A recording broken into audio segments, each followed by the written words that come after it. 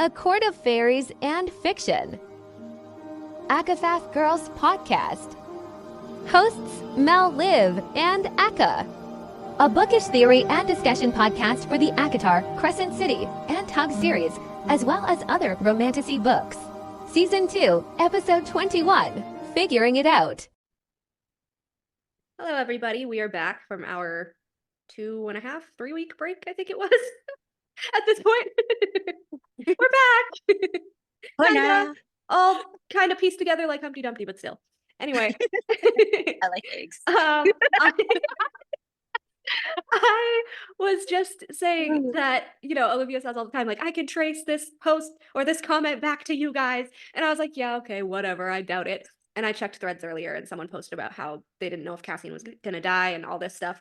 And someone else said that, like, I don't know if the Nestian bond is fake, but I saw something before that had a lot of evidence. And I was like, oh, it was probably me. And I sent them the link to the reel and they were like, yeah, it was. It was such a fun read. And I was like, oh, so sometimes it really is me. A lot of the times it is.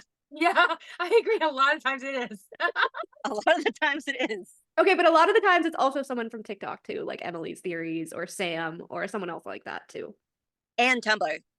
And Tumblr. Tumblr has some good stuff. Oh yeah. Oh yeah. Oh, I love Tumblr for the anti-Feysand shit so much. Well, there's I feel like there's so much original content on Tumblr that you don't see on Book Talk and Bookstagram, right, guys? Yeah. Yeah, and it's also, I don't know, my family jokes and says that I am a hipster so much that it hurts. Like, I am such a hipster that it hurts. And so, like, I kind of feel like that's what Tumblr is. Like, it's the happy little place for hipsters where we can hang out, and it's not, like, mainstream. Yeah. Like, there are a lot of, like, haters and stuff, but not as much as Instagram and the like. Yeah. So, because, like, if you have your own little bubble, if you have, like, your own little bubble of pro this or anti this or whatever, it's usually all the same people. Or, like, this character critical or Sarah J. Maas critical. Yeah. I've seen that. And I'm like, ooh. Yeah. You guys have to share that with me because I have never seen anything like that on Bookstagram or Book Talk. We keep telling you to check your Tumblr. We have probably sent you 100 things. Have you really? Okay. I think I'm bad. I also take a look at it because it's like I think I don't know how to use Tumblr actually. Like, that's fair. There's a like button and a reblog button, and that is it. It's easy. What is the point of reblog? Reblog is like sharing a post to your followers so that they can see and they can reblog to their followers, and then it's spread. Okay. So how do you guys find all of the Akatar stuff on Tumblr? Like, you got to tell me. Do you Google? Like, is there a search? Hashtags. Like your feed. Yeah, I mean, you could probably go through my followers. We'll share stuff. We share stuff. Yeah. I'm just gonna like creep on your accounts when I actually have time and just like everything you guys do. I don't know if you would like everything that I say, but yeah. Sure. I mean, I did do like that whole long fucking essay about just Cassian in general that you probably wouldn't like. So you were not that Reddit person. Meanwhile, what Reddit person? Meanwhile, I'm like comparing like the Archerons to like the Swan Queen and Swan Princess, and it's like, oh, like psychoanalyst, like armchair psychoanalyst. I'm like, here are all my bulleted lists and the evidence, and she's like, and they're swans. And they're swans. I love it because it's so different, like it's so unique, and I never like Eka did have an interesting theory. I never would have thought about that with Feyre and Rhys ever, and Tamlin. But like when you say it the way you did, I was like, holy shit, that does like make sense. And Sarah J. Maas did say in an interview that like one of her favorite suites is Swan Lake. Yeah. Hence all the swans, like all the Koshi swans and all that stuff. Aelin's one of Aelin's many crowns, it has like swan wings, and she likes going to the opera. The opera. Yeah. That's right. And Bryce likes ballet. And so it's like, obviously, Swan Lake. Kitty, what are you doing? Which actually, after your theory, after that Swan Lake theory, when I was like at work, and I'm trying to find it on our little chat thread, but I was at work and I was looking up my Halloween costume because I was gonna be Hecate, and I bought like my moon goddess crown and all that stuff. It was so I did, and so obviously I was just like Hecate, and then I was like, I should probably look into this character that I'm going to be, and so lots and lots of So Mhm. I was like, holy shit. Like, if Rhys and Feyre are Hades and Persephone, fucking Nesta is Hecate. No I was doubt. saying that for a while. No doubt. Why? Mhm. Because The it's dogs, the wild hunt the of snakes, Celtic. the keys. The The snakes. keys? Uh-huh. It says Hecate is the goddess of magic, witchcraft, the night, moon, ghosts, and necromancy. Also associated with the underworld and mysteries. Nurturing goddess, but later became feared for her association with the restless dead, and is often depicted as the crone aspect of the triple goddess. She's the eldest sister. Mhm. Yup. I did not think of Nesta being Elaine that is the maiden, Feyre is the Feyre's- mother, Nesta is the crone. Yep. Mm-hmm. And then I was like, well, Hecate's husband was Hermes. And then I was like, this does not seem like Cassian. This seems like Eris and Cormac, actually. It says Hermes is a quick-witted, clever, inventive communicator who can charm, trick, and seduce. Yes, please. May also be thief and a liar, but I mean, come I on, love they it. had to be liars. I I said, But and then it said, Hecate is not only a goddess, she's a titan. Remember? We thought she was fucking Lady Thur. we did. She's a titan. Her Yeah. strength comes from her love for humanity, And Akawar, Nesta, yeah. and her hatred of Hades. Who's she? Gosh. What? Fueled by her hatred of Hades, or hatred of Rhys. Yeah, that's Nesta. Oh my gosh, shut up.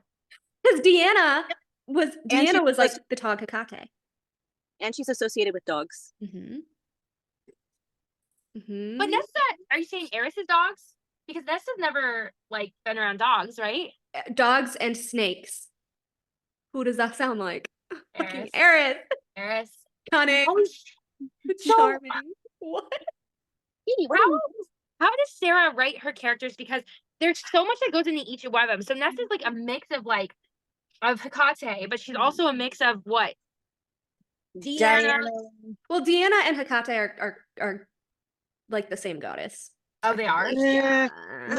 Luna and no, wait. Artemis and Diana are similar. Yeah. But that's where like Nesta is kind of like Diana, but Feyre is also like Diana, but she's also see, like Artemis. It also Mhm. says Hecate is sometimes known as tender-hearted Hecate, bright coiffed. It says, due to her wide-ranging powers, she is often also associated with other goddesses, Demeter, Persephone, Artemis, and Selene. Yes, Selene. Artemis and Selene. Selene? What in the world? Moon goddesses. The moon goddesses. Mm-hmm. Oh my gosh. So is that like Greek mythology or what is that? Yeah. That's okay. Greek And is Hecate Greek? Mhm. I've Yeah, never heard of They're Greek goddesses, yeah. I've So never then, heard of her before. like, the tab under that was, what is the relationship between Hecate and Hermes? And it says, as a sacred pair, the relationship between Hecate and Hermes is an important one in the ancient world. The union can be found in shrines that were a common feature in ancient times, images of Hecate as the protectress of travelers, and Hermes of crossroads or something. Protectors of travelers, Travelers! walkers. Also, world walkers. No. Yeah! Wait a minute, wait. Hermes, I think that's the one who has little wings on his ankles. World Oh. walker. It No, says, no. but there's Yes. more. There's more, Olivia. There's Ready? more. Ready? Yeah. And this is no. more Eris than Cormac, I will admit, but keep this in mind. It says the Greek goddess Hermes' younger brother is Apollo.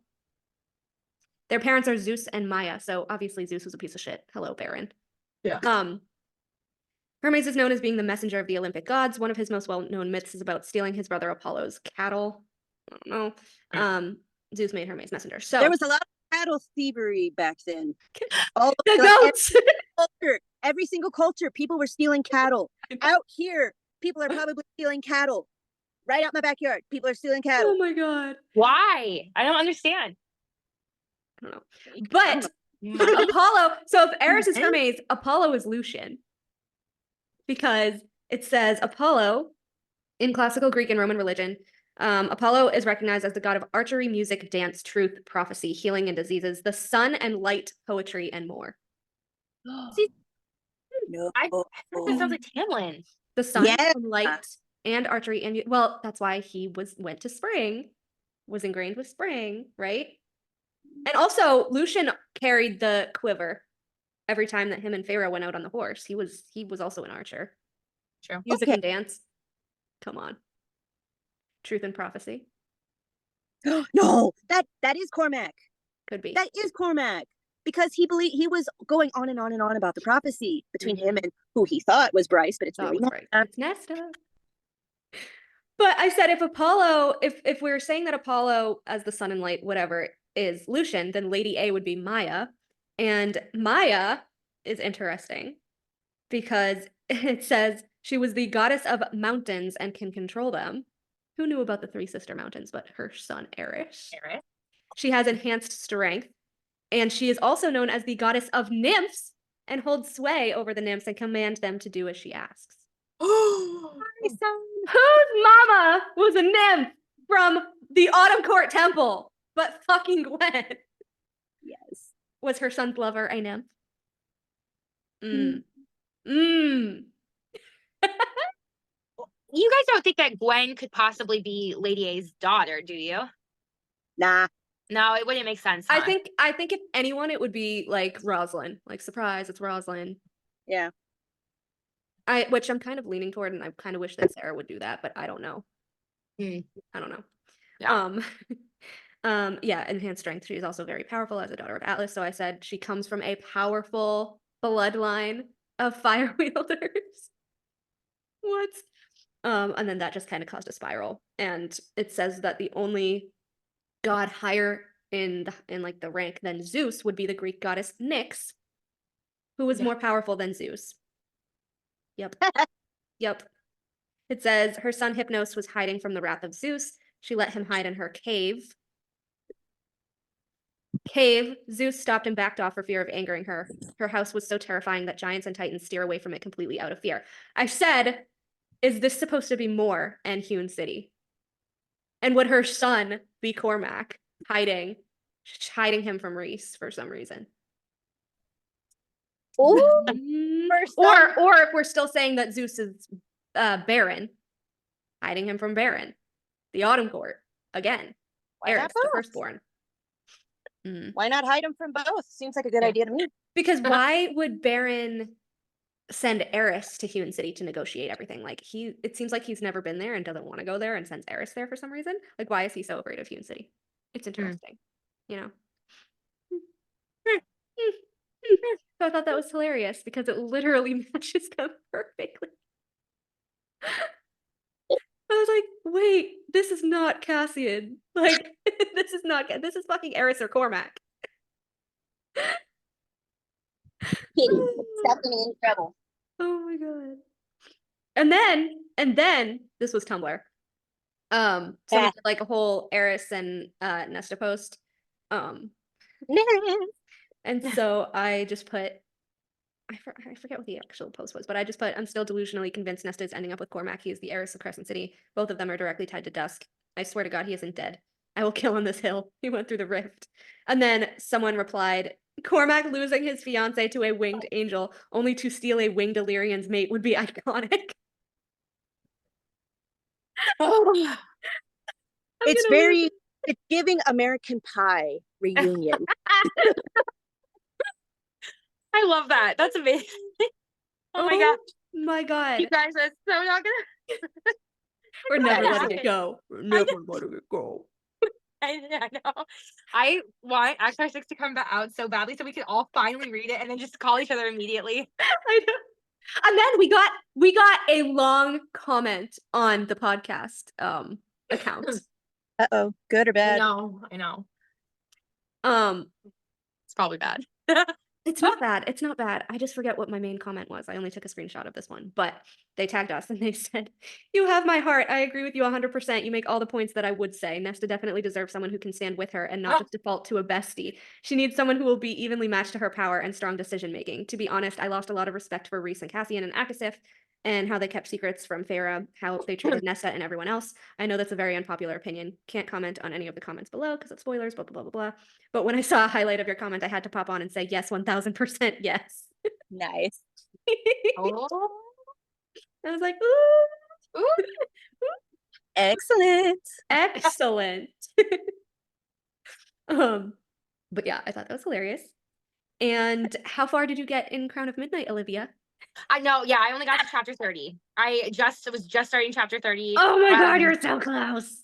Aren't there like 50 chapters? I think so. I'm at like Mhm. I'm almost at page like 390 out of 600, 664 or something. Yeah. Yeah, I got to the point, and I was actually really distraught reading it, where Chaol, like someone like took the sword and like hit Selena in the head and like knocked her out, and then Chaol dragged her down into the dungeon next to Caltaine. Oh, she got to the attack. Yeah. And they're locking Aelin up in her jail cell. Yeah, that's where I ended. And I was like, okay, it's starting to pick up. Like, I'm starting to be more interested. Like, there's a lot of things that are going on. Yeah, I know. And how she wrote, like, when Selena fell, a part of Chaol fell with her. I was like, oh! Okay, but did you notice the claws? Okay, it didn't. Oh my god, I didn't think about that. But it didn't say claws. It said her fingernails. But No, I guess it said that they like sharpened to whatever, she like gouged his face. Did it still? Yeah. Mhm. Oh, let me look. I was like, Tam. Tamlin! Tamlin's great grandmama. Oh my god, I was like so hurt. Wait, her bloody fingers. Hold on. I know. I swear to God, it was like her sharpened whatever. Hold on. Because she slammed- shapeshifts and she gets her elongated canines and her eyes are feral. Mm-hmm. It's literally on. like Tamlin's claws. Like, Wait. I swear to God. Hold on, I'm gonna look now. No, it doesn't. No. Okay. Chaol had only enough time to release his sword as she lunged, swiping for his face with a hand. She slammed him into the wall, and stinging pain burst from the 4 lines she gouged across his cheek with her nails. She reached for the dagger at her waist, but he grasped her wrist. Blood slid down his cheek and down his neck. His guards shouted, rushing closer, but he looked a foot behind her, twisting as he shoved, and threw her into the ground. It doesn't say anything about elongated nails. What chapter is that? That is chapter 30. Oh. So I actually got to chapter 31 then. And then she was snarling like some kind of wild animal. Yeah, there it is. As she snapped for his neck, he reared back, throwing her against the marble floor again. Stop. Dude, that's literally Tamlin when he killed Amarantha, like with his jaw. And then I don't know, but it doesn't say the elongated nails though. Gouged. You can gouge with a fingernail. I can't. I don't have fingers. Well, I don't have sharp fingernails at all. But yeah, I mean, he had blood down his neck. I don't think regular fingernails would do that, but that's me. Not without breaking. Yeah. Can I ask you guys a question about that scene, or is that going to deviate from the topic we're talking about? Go ahead. Okay, I want to get your guys' opinion because I haven't read where Chaos explains to Dorian, but I read the scene in the attack and I'm immediately saddened by it because I personally feel like Chaos was wrongfully blamed. Like, I feel like they were pinned against each other by like outside people, and like Chaos was like wrongfully blamed for Nehemiah's death because I don't think he actually knew about it. Like, I don't think that he knew she was going to be killed, and it's literally like 2 pages from where you are. Is it really? Because Dorian asks, he's like, you knew or whatever, and then Chaos like, I knew of the threat, but like it didn't seem like it was the king or whatever, because the king wanted to meet with her and he had been told of the threat to her life and he didn't tell Selena. So what do you both think about that?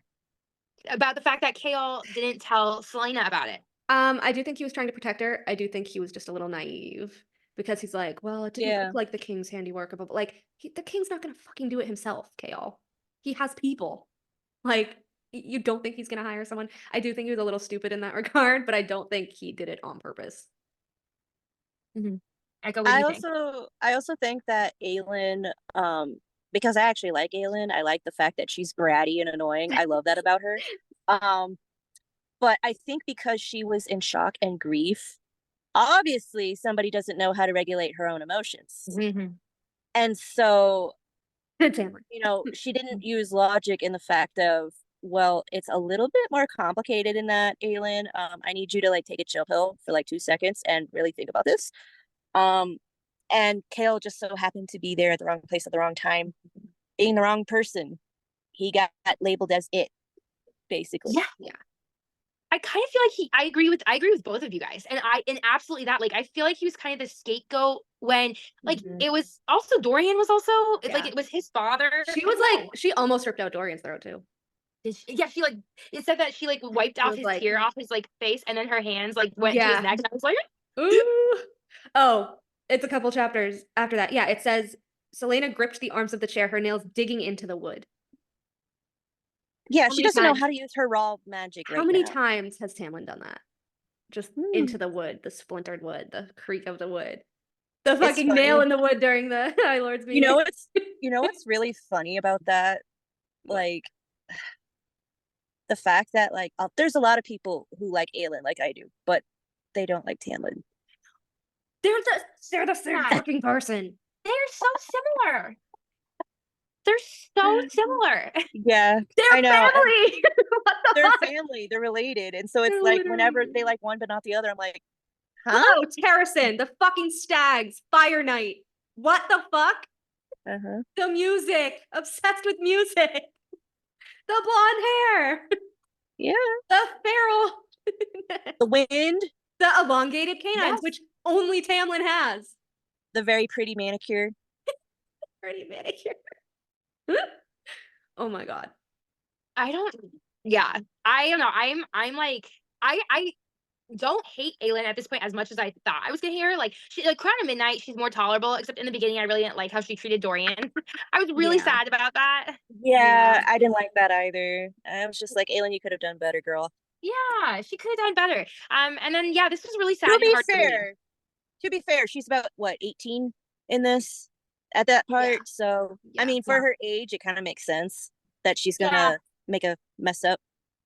Yeah, she messed up, and this is really sad. It's hard to read, and it's funny because I feel like I'm reading the breakup between Kael and Aelin is what it sounds like I've been told, but like there really wasn't much that happens. You know what I mean? Like, it's sad because I mean, he's just wrongly blamed. It was so quick, and then it's gonna end over this. Like, they don't even. I don't know. I hate it. And there's also a little line later on, and I was reading it, and I was like, holy fuck! Like, we have to be right, because it's kind of during the war, but it says with a flash of light, Lysandra was there. So that's how she shifts, with a flash of light, just like Tamlin did under the mountain. With a flash of light, he was himself again, all blood gone from his form. Because like at first I wasn't sure if it was kind of like Tamlin or if she winnowed. Yeah. Well, it says a riderless wyvern intercepted the soldier, ripping them in two before hurling his remains off the battlefield. With a flash of light, Lysandra was there, snatching up clothes and a sword and a shield. So, like, I took that as she had shifted into a wyvern to, and then, whoop, she was there. Oh, I just thought of something too. What? I don't know if you got to that point yet. And if you haven't, I don't want to spoil it. Are you at the point where Lysandra and Aelin are buddies? Me? Not yet. Oh, no, she's not. Okay. I'll say that for another time then. Do you guys want me to step away? No. Fine. I do have something else, which is very intriguing, that I sent you guys. Is it a spoiler from It's not a Tog thing. Okay. I will get into the Tog thing, but I wanted to do this first. If I can pull up the fucking quote. Okay, here it is. So, do we remember how every time Nesta was in a precarious situation, the mother kind of like touched her shoulder or like appeared and da-da-da-da-da, and how we're like, what is this thing with Nesta and Az? Is it just because they're both Starborn? Is it this? Is it that? Whatever. So I was going over, as I do randomly, CC3 again, and it says, when they're in the caves, it says Azriel's wings twitched at the same moment, and he rolled his shoulders as if he was shaking off a phantom touch. A peek at Nesta revealed her studying the male as if such a display was unusual. My question was, Nesta feels the phantom touch from the mother, right? Right. Lucien, during Calamay, remember we thought it was Tamlin, like calling him to the cave? He kept shaking off a phantom touch, shaking off. I was like, is this a Starborn thing? Wait a minute. Does the mother just like the Starborn? The mother? It's got to be just the mother with everybody, though. No, but Lucien is, if Lucien's part Starborn, Nesta's Starborn, Azriel's Starborn, like, why is she picking up these people in particular moments? Wait a minute, back up. why was she trying to get Lucien to go into the cave to diddle with Ianthe? No, not that one. It was in book 1. Oh, wait, When wait. he's trying to explain to Feyre what Calumet is, I was like, oh, it's Tamlin telling him to get the fuck to the cave and stop stalling. That's what I thought too. Because it was like 2 or 3 times where he's like shaking off the phantom hands and shaking off the phantom hand, and I was like, it's Tamlin telling him to get the fuck to the cave because he Wait. uses his phantom hands on Feyre to like pin her to the seat when she wasn't eating. If it was the mother, was she trying to get Lucien there to take over Tamlin's position so that he could be with Feyre? I don't know. I mean, I know that everyone. I mean, it didn't necessarily say that he had to be at like Lucien said, "Oh, I need to get to the cave or whatever for the preparations, whatever." But we don't really know like why. If it was the mother, we don't really know why she was like, I don't know. Like, come on, like, hurry up. Maybe it was like something else. Like, maybe she was calling him. So why see? Azriel in the cave though? Because I know that Bryce is like, oh, it must be like the knife and the sword, like, creating a reaction, kind of like how it did with her. But this was very specifically a phantom touch, not like the zinging of the swords. Can I point out the fact that Feyre is super freaking vanilla, and the fact that like she had Tamlin. Not only could he turn into beast form, so the monster actors were like, hey, if they ever did, but also like he had phantom hands. I know. They I have ranted about this and how they were Dude. underused. I remember that. I remember that rant. I did a whole reel about it. I was annoyed. Feyre and your vanilla ass. God damn. I was so Someone else called her vanilla. Her and Rhys vanilla. Well, not Rhys, just Feyre the other week because Rhys keeps trying to get her into like these threesomes. Like he asked like 2 or 3 times. Yeah, like he's really into it, and it's like, Rhys, no, I don't want to. Screw you. He was really into Oh my god. Yeah, I get so mad when people don't remember Tamlin's phantom hands. Like, remember. Okay. And his bite, oh my gosh, he could Ah, have yeah. bit. He could have bit. Oh, but that's a red flag, Eka. Oh You my didn't God. know that? Knit me a whole damn wardrobe with that red flag, damn it. The way that they claim lingerie with that red flag. the way that they claim that is assault when she's literally moaning, but she outwardly says that Rhys defiles her, but that's not assault. Makes me fucking livid. People are just, I don't understand it. He bit her because she disobeyed him. It wasn't like a big fucking deal. Rowan bit Aelin. Like he punched her in the face many times. Yeah. See? Rowan bit Aelin way harder. He literally Did he? ripped into her. She was bleeding. This is so crazy. I don't. They're such hypocrites. It's I wild. know. It Like blows my mind. Rowan punched her in the fucking face and like, oh, he didn't mean it. Yeah. Excuse me? But Tamlin's magic blowing up is the line. What? Yeah. What? Okay, but also can we talk about how shitty of a freaking mate Rowan is that he straight up punches her in the face and Aelin's like, that's my mate. He punched me in the face. Like, to be fair, That's my they man. fucking hated each other for a while. they did. That's my man. Oh man. Yeah, I'm no, gonna they stand fucking by him. hated each other then, and they didn't know they were mates, and they fucking hated each other for like a while. Oh, really? For a minute. Yeah, hot Yeah. minute. Hot minute. She I need pees you her to get to pants going through the fucking barrow weight for he makes her go through it. Liv. That's I another need thing, he you fucking to makes get her to go the- through it. Liv, I need you to get to the golden nightdress part. Oh my god. I know. Oh my god. Oh my god. The part when Rowan is like, oh, I forget exactly what he says, but he says something about like whipping her. And she gets totally triggered because of she was literally in the fucking labor camps where they were whipping people. Like she had all the scars on her back. He goes, if you ever take a whip to me, I will fucking kill you. Like she went wild. And I was Good. like, oh, good Good. for you. I know. But then literally when he sees the scars on her back later, he's like, who did this to you? Oh. I'm like, did you not fucking threaten to do it to her, bro? Oh, now that she's your Rowan? mate, it's different. Yeah. Okay, People are Rhys. so weird. Okay, Rhys and. People are weird. People are so weird. And I'm in therapy, but these other people need therapy. Like, no. Well, you can't say one thing is okay and the same exact thing is not okay just based off different characters. Like it's ridiculous. I mean, it makes for fun. I guess like we have to caveat that by saying it makes for fun reading and like discussion because like people get so upset about it, but still. The next quote, I was so excited that I had highlighted this. And Eka, I think you're gonna like it too. Olivia, I don't know. Oh. All right. Ah, Says, so this is the beginning of CC3 when Rhys is like, oh, well, you can either rat down here or eat or blah, blah, blah, blah. I'm gonna keep you down here unless you want to show me your memories, whatever the fuck he says. And so it says Azriel without Rhys to translate, because I think he might have went to go get like the pill or whatever. Azriel without Rhys to translate watched in silence. Bryce could have sworn shadows wreathed him like runes, but wilder, the way Cormac's had been. oh yeah, you sent this the other day in the chat. They're shadow singers. See. I don't dispute that. Azriel and Cormac Are the are shadow shadows. singers. Yeah, and Rune and Rhys are like just the dark whatever wheel. The night. They're just Like, night. Like that's yeah. how I see it. Yeah. No, I know. I agree. My thing is that I don't think they're gonna meet and they're not gonna be on page together in the same world. That's my thing. But I agree they're both shadow singers. Absolutely. And then Vesperus lifted a hand to her neck as Azriel's blue light dissolved into her skin. She let out a strangled laugh as blood leaked from her mouth. Still so ignorant, your power is and will always be mine. Excuse me? Blue magic appeared at her fingertips, absorbed from Azriel's attack. She wrapped it around one hand like a glove and grasped the star sword handle. So she had to take Azriel's magic to be able to hold the star sword. As if it provided the barrier she needed, allowing her to touch the blade, Vesperus yanked the star sword free and let it clatter to the stones coated with gore. The sword and dagger united hadn't killed her. Hand glowing blue, Vesperus studied the dagger still in her chest and then smiled at Bryce as she wrapped her fingers wreathed in lightning around the hilt. I'm going to carve you up with this, girl. Amren.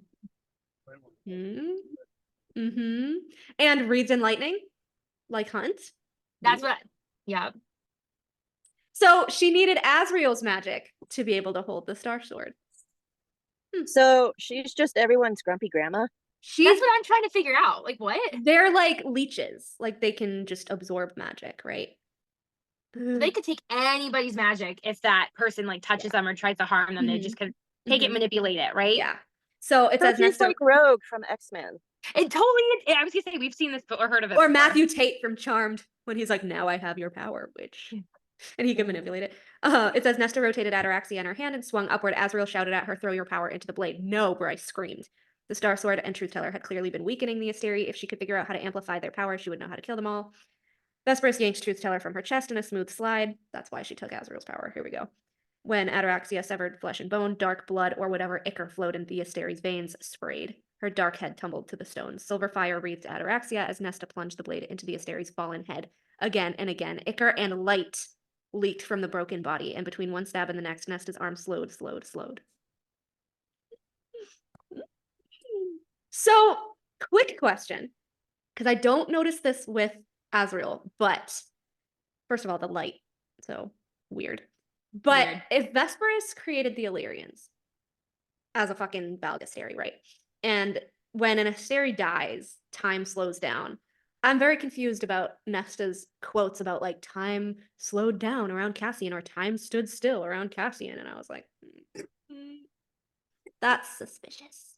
Is he a Asteri? I don't know. No way. They do not No, start Rhys a Cassian. is. But what? But like, I don't understand it. I don't know. Maybe some Illyrians have more Valg powers, some have more Fey powers. Kind of like the witches? Yeah, that's what I was thinking.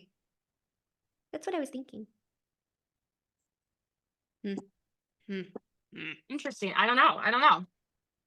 It's yeah, it's really weird. Yeah. And then from Silene, which is another Cormac nod. My mother eventually trusted only Helena and myself to seek the truth. Dusk's truth, thank you. She knew we could be of great use to her because we bore both the shadows as well as the starlight. Interesting. Helena and Silene crept through the dimness of a mighty crystal palace, down a winding crystal staircase. That's the Asteri's palace, Bryce whispered to Azriel and Nesta, in the Eternal City. We spent a month hidden in the enemy's stronghold, no more than shadows ourselves. Excuse me? they can become shadows. Cormac, the little sleeping shadow that Mor saw. Oh my god. We became no more than shadows. Cormac and Azriel. The connection is connecting. Oh my god. Right? Come on. I mean, yeah, that's connecting. Mhm. What? What? You guys, what the heck? And then, which we didn't get to say on here, so I'm gonna say it on here because we just kind of chatted about it on whatever. Cormac glowered at the Starsword, peeking over Rune's broad shoulder. Rumor has it that the sword sings for my bride, too. Yes, it does. Look, this star. Bryce tapped her chest. It's pointing me this way. I have no idea why, but I have to follow it. Nesta gestured with her blade to the dark path ahead. Bryce could have sworn the sword sang through the air. Lead on. But that doesn't mean it was for Nesta. It could be singing for Bryce. No, it says Nesta gestured with her blade to the dark path ahead. It's saying through the air. Lead on. Because Nesta's leading, whatever, I don't know. And then it says, the breath whooshed out of Bryce. The sword pulsed as if all of the air around it had vanished. Nesta's sword, Ataraxia. It was like the Star Sword somehow. A sword but more, just as Nesta was Fey but more. Like, and so this is her saying that the Star Sword and Ataraxia are the same. So Cormac saying, oh, the Star Sword will sing for my bride. Ataraxia is the same as the Star Sword. It's saying for Nesta. Oh my god. I have more. I have more. What? Okay. Go ahead. Yeah. I have a theory on the next book. You know how it's supposed to be couples, right? Mm-hmm. Before it becomes Cormac, I swear to God, it's gonna be Az and Nesta. Before Az and Gwen get closer, and before Nesta and Cormac get closer. I don't know. Would he do that to Cassian? I don't think he would do that to Cassian. Yes, he fucking would. No, he wouldn't. Do what to Cassian? Be with Steal his Nesta, girl. Azriel? I don't see it. Steal his girl. I mean, there was Cassian weird. stole more. Cassian stole more. It's fair game. They were weird. I'm telling you, either she was like sleep deprived or like maybe was under the influence of wine. The Azriel Nesta scene chemistry, Melanie, was off the charts. Mm-hmm. People were saying that about Rune and Bryce, though, too. And that's very sibling. Rhys and Rune have always been siblings. I can't talk. Yeah, They've I always been know. siblings. These two haven't. Nesta even fantasized about Azriel. At the very beginning of Akasif. Still, they're not related. Maybe SJM is like, I regret not writing that one scene. I'm gonna make it happen. Her editors made her take it out because they knew that Azriel's prospects were either her fucking sister or her best friend. That's why. And that would have caused conflict. So there is no way. I'm telling you right now, there is no way. Plenty of conflict already. Cassian is a shit mate. Yeah, I know. But again, Azriel already has enough conflict with the necklace and the fucking... He's done with conflict. He has enough. Like, he should have just stuck with Mor, and then she could have Ew. No. other characters. No. Fuck more. Fuck They more. don't have chemistry. Mor and Cassian have more chemistry. As did in the Cauldron scene, but that was the point because they were supposed to be mates at that point. Yeah. So, but also, continuing with my little board here, the Nesta and Cormac Part 7 board. Part 7. Part 7! Wow, that's a lot of parts. Yeah. To not make sense. That's Voltron right there. I said, first of all, how, when we were reading this, how did we not realize that both of them pointed a death promise? Both. Who? I'll read Nesta's first. Nesta and who? Cormac. I'm so It says, Teeth bared, Nesta pointed one finger at the king of Hybern, one finger a curse, and a damning a promise. And as Nesta's head was forced under the water, as that hand was violently shoved down, the king of Hybern had the good sense to look somewhat unnerved. Dark water lapped for a moment, the surface went flat. And then it says, as if Nesta had fought even after she went under and had decided that if she was to be dragged into hell, she was taking that cauldron with her. As if that finger she'd pointed was now a death promise to the king of Hybern. Nesta took a breath. What I beheld in my sister with her somehow magnified beauty, her ears. When Nesta looked to me, rage, power, cunning. Now this is Cormac's. This is Cormac's. Cormac managed to lift a bloody hand to point behind Pippa. She drew up short and whirled to face the 5 glowing beings at the far end of the space, the Asteri. Cormac gave no warning as he then erupted into a ball of fire. Pippa was consumed by it first, then the mech pilot, who burned alive in his suit. But the ball kept on growing, spreading, roaring, and Varian began running again, not waiting to see if it could somehow, against all odds, take out the Asteri. White light rippled into the sky. Blah, blah, blah, we know that part. Oh, read it. And then, it says, ran into the open air, the guards now racing into the building, sirens blared, white light rippled into the sky, and then Varian was like, it must be the Asteri's power. Fucking dummy. It is not. It's a portal. But anyways. It sounds like Aelin. Yeah.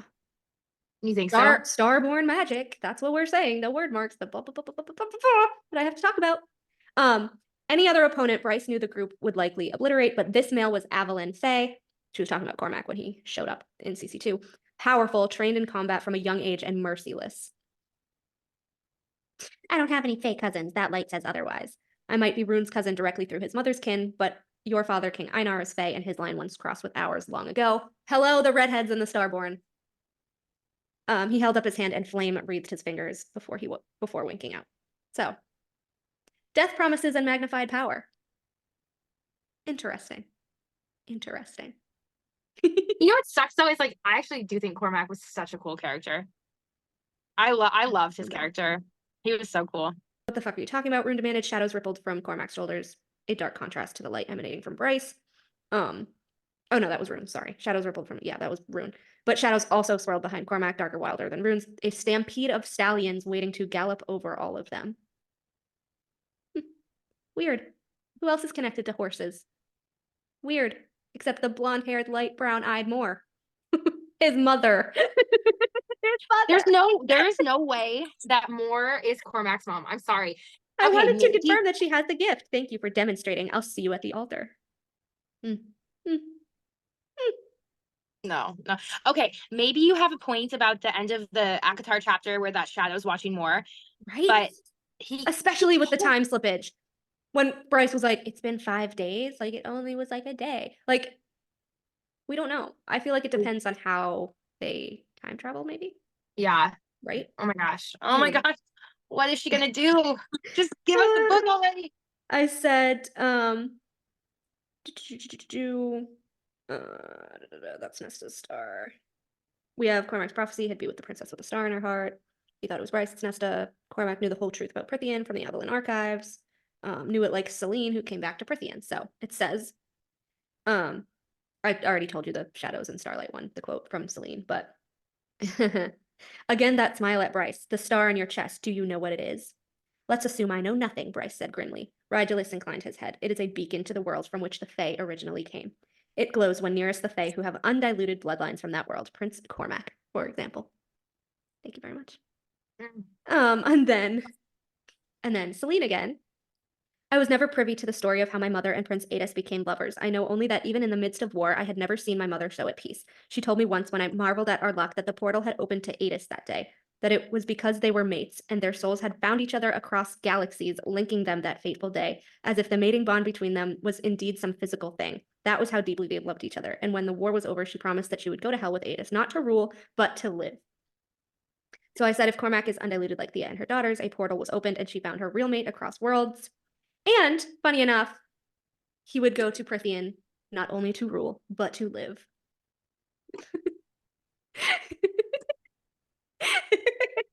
If I don't get Corsta in this next book after listening to all of this, so help me God. I mean, come on.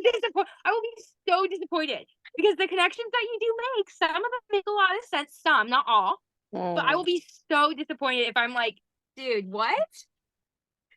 I will probably literally cry if I don't see Cormac. And not even just for Nesta, but because everything points to him going through a rift and not being dead.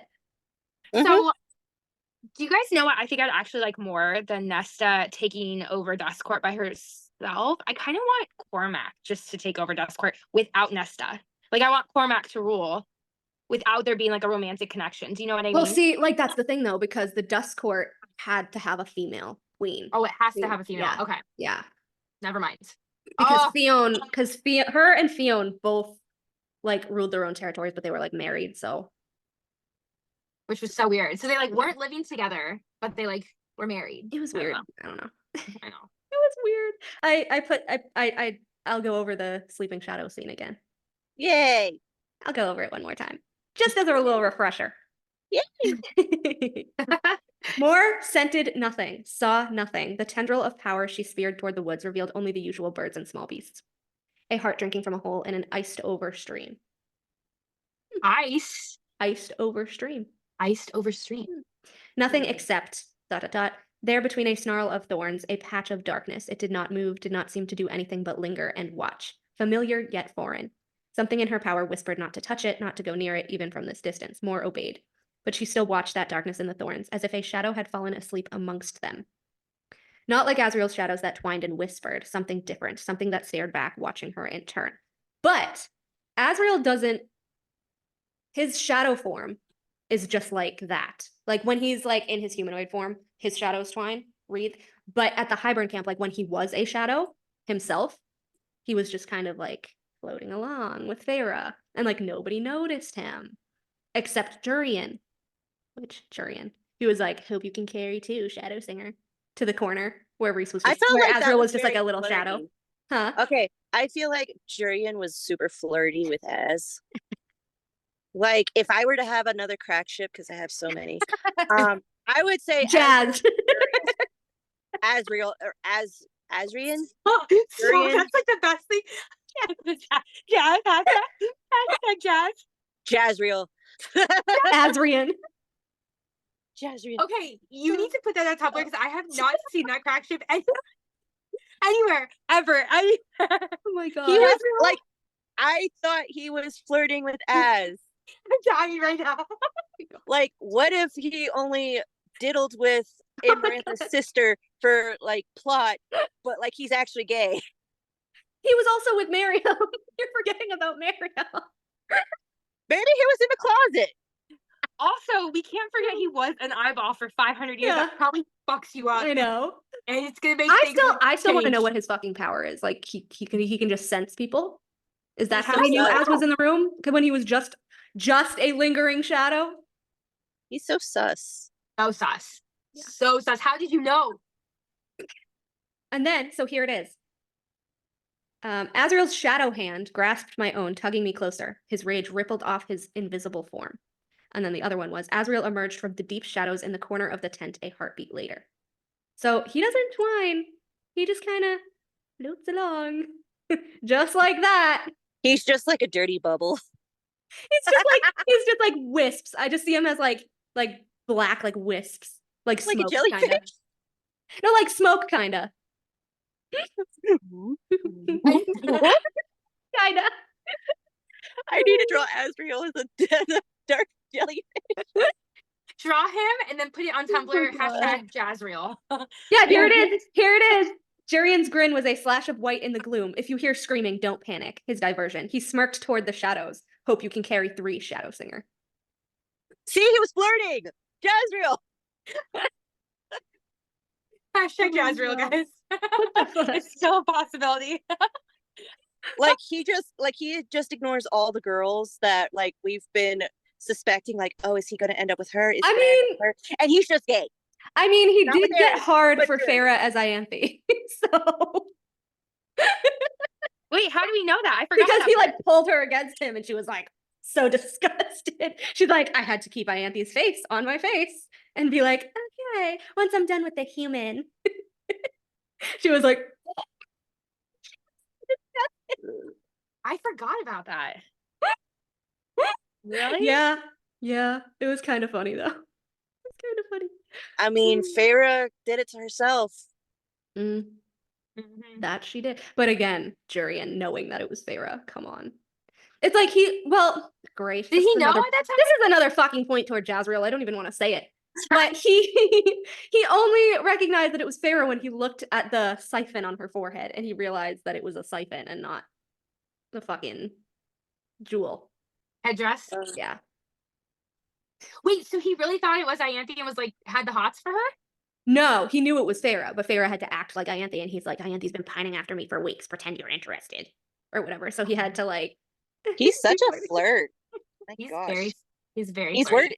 But He's see, Varian. this is why I want him with Vasa, because the way that Lucien is like, she has the language worse than a sailor, it would make anyone blush. And Jurian would be like, yes. Like them at each other's throats. Fantastic, delicious, amazing. I want to see it.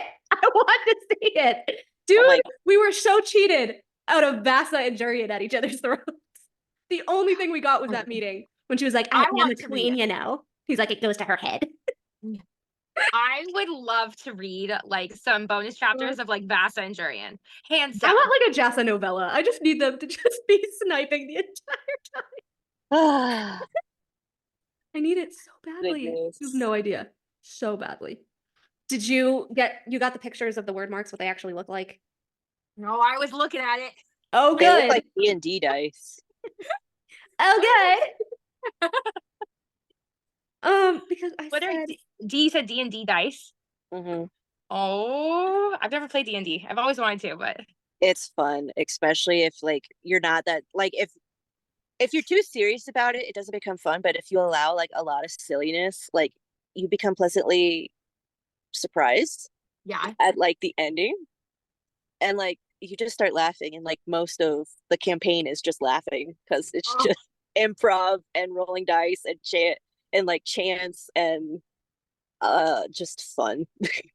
I would love to play it sometime. I watched the D&D show before they canceled it, and I was like, this is actually fucking so good. It was so good, and they canceled it after one season. I was like, why would you cancel they do that all the time. That's why I don't watch shows unless they've already been like confirmed for a second season, because I can't do it anymore. There was another show like recently that they canceled that was like so fucking good, and I was like, what? You keep this, but you canceled is that the My Lady Jane one that they were pissed about? Dead Boy Detectives too. They canceled that one. What? And there was something else that people were pissed about too. I forget. I know there was another show that was, I can't remember what it was, but there was another one. About the word marks. Okay. Sorry, we got distracted by shinies. Okay. This is the one that I excitedly texted you guys where I was like, Olivia cannot have any more doubt after I read this. Is it the shot thing and the blood? Huh? Yeah. Is it the shot and the blood? No. Oh, okay. No, it's the one before that. Like chapter 30 something? It doesn't say the chapter on it. I think it was chapter 30 something of Crown of Midnight. But basically she was looking through, I think she was looking through Nehemia's stuff, maybe. I don't know the exact context. I just took a screenshot of the page. No clue as to what the word marks are and why they're in the garden here of all places. Magic had been wiped away on the king's orders, so why had something like the word marks been allowed to remain? To have them show up at the murder scene meant something. You should find another way to occupy your time, he said, returning to his book. I think this might have been Kale or Dorian. Probably Dorian. Usually if he's reading, it's Dorian. Yeah. Yeah, and it's during the Kale class. doesn't read. Kale doesn't read. Dorian is a huge book nerd. Okay. Usually guards watched her in the library for hours on end, day after day. What was he doing here? She smiled, her heart skipping a beat, and then looked at the books on the table. She ran again through the information she'd gathered. There was also the idea of the word gates. Thin places. Archways. Which appeared numerous times alongside the mention of word marks, but she'd never heard of them. When she first stumbled across the notion of word gates days ago, it had seemed interesting, and so she researched, digging through piles of old parchment, only to find more puzzling theories. Oh, I'm so Aelin. I am so Aelin. I mean, I can see it. We're all Tauruses. We're Tauruses, so. The gates were both real and invisible things, like the doors between the courts and the archway on Remiel, which is a physical one. I thought that was interesting. Humans could not see them, but they could be summoned and accessed using the word marks. They opened into other realms, some of them good, some of them bad. Things could come through from the other side and slither into Aurelia. It was due to this that many of the strange and fell creatures of Aurelia existed. The Suriel, the Puka, the Naga, they all came from another world. The worm. Okay. The worm. It came from SpongeBob. Remember? Because Pharaoh was like, the voice was not of this world. These creatures were not of this world. Well, and they reference the Dark Mother a lot, and I'm like, oh, maybe that's actually someone on like a different planet and not Amarantha. Maeve. Oh. It's Maeve. The Dark, is it's it? Maeve, yeah. Yeah, the Stygian spiders were her handmaidens, yeah. Just so you know. Selena pulled another book toward her and grinned. It was as if someone had read her mind. It was a large black volume titled The Walking Dead in tarnished silver letters. Thankfully, the captain didn't see the title before she opened it. It was Kaol! I was right. But she didn't remember selecting this from the shelves. It finds her. It's a sentient book. That's why it was in Jessica's library. Yep. She didn't remember selecting it. It reeked almost like soil, and Selena's nose crinkled as she turned the pages. She scanned for any sign of the word marks or any mention of a word gate, but she soon found something far more interesting. Get this. An illustration of a twisted, half-decayed face grinned at her, flesh falling from its bones. The air chilled, and Selena rubbed her arms. Where had she found this? How had this escaped the burnings? How had any of these books escaped the purging fires 10 years ago? That sounds like the Surreal, doesn't it? Not really. Interesting. Sounds like the Bog of Orid, to be honest. Yeah, I could see that. That's kind of what I thought. I actually thought that when she's reading it. I thought the Bog of Orid. But like the decayed face with the rotting skin. Maybe. Yeah. And then the other one was... She shivered again, almost twitching. The hollow, mad eyes of the monster were full of malice. It seemed to look at her. She closed the book and pushed it to the end of the table. If the king knew this kind of book still existed in this library, she'd have it all destroyed. Unlike the great library of Orinth, there were no master scholars to protect the invaluable books.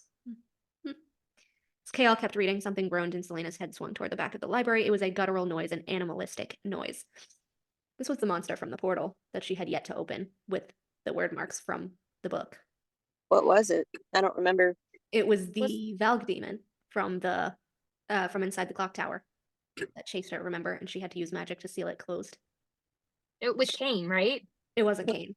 It was another person that they had experimented on and who had been like locked down there and was like wild. But she was also like, but it like still looked after the cells and it was kind of weird. It was weird.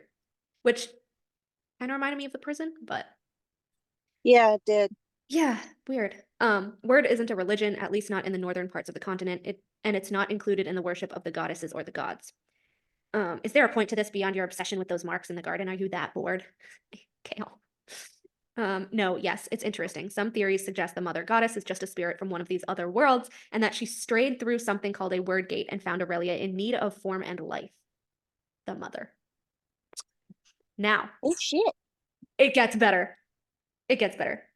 Okay. That sounds a little sacrilegious, he warned. He was old enough to more vividly recall the burnings and executions 10 years ago, what it had been like to grow up in the shadow of the king who had ordered so much destruction, to have lived here when royal families were slaughtered, when seers and magic wielders were burned alive, and the world fell into darkness and sorrow. But she went on, needing to dump the contents of her mind in case all of the pieces somehow assembled by speaking them out loud. Okay, fuck off. All right. That is a mood. Fuck off. There's an idea that before the goddess arrived, there was life. An ancient civilization, but somehow they disappeared.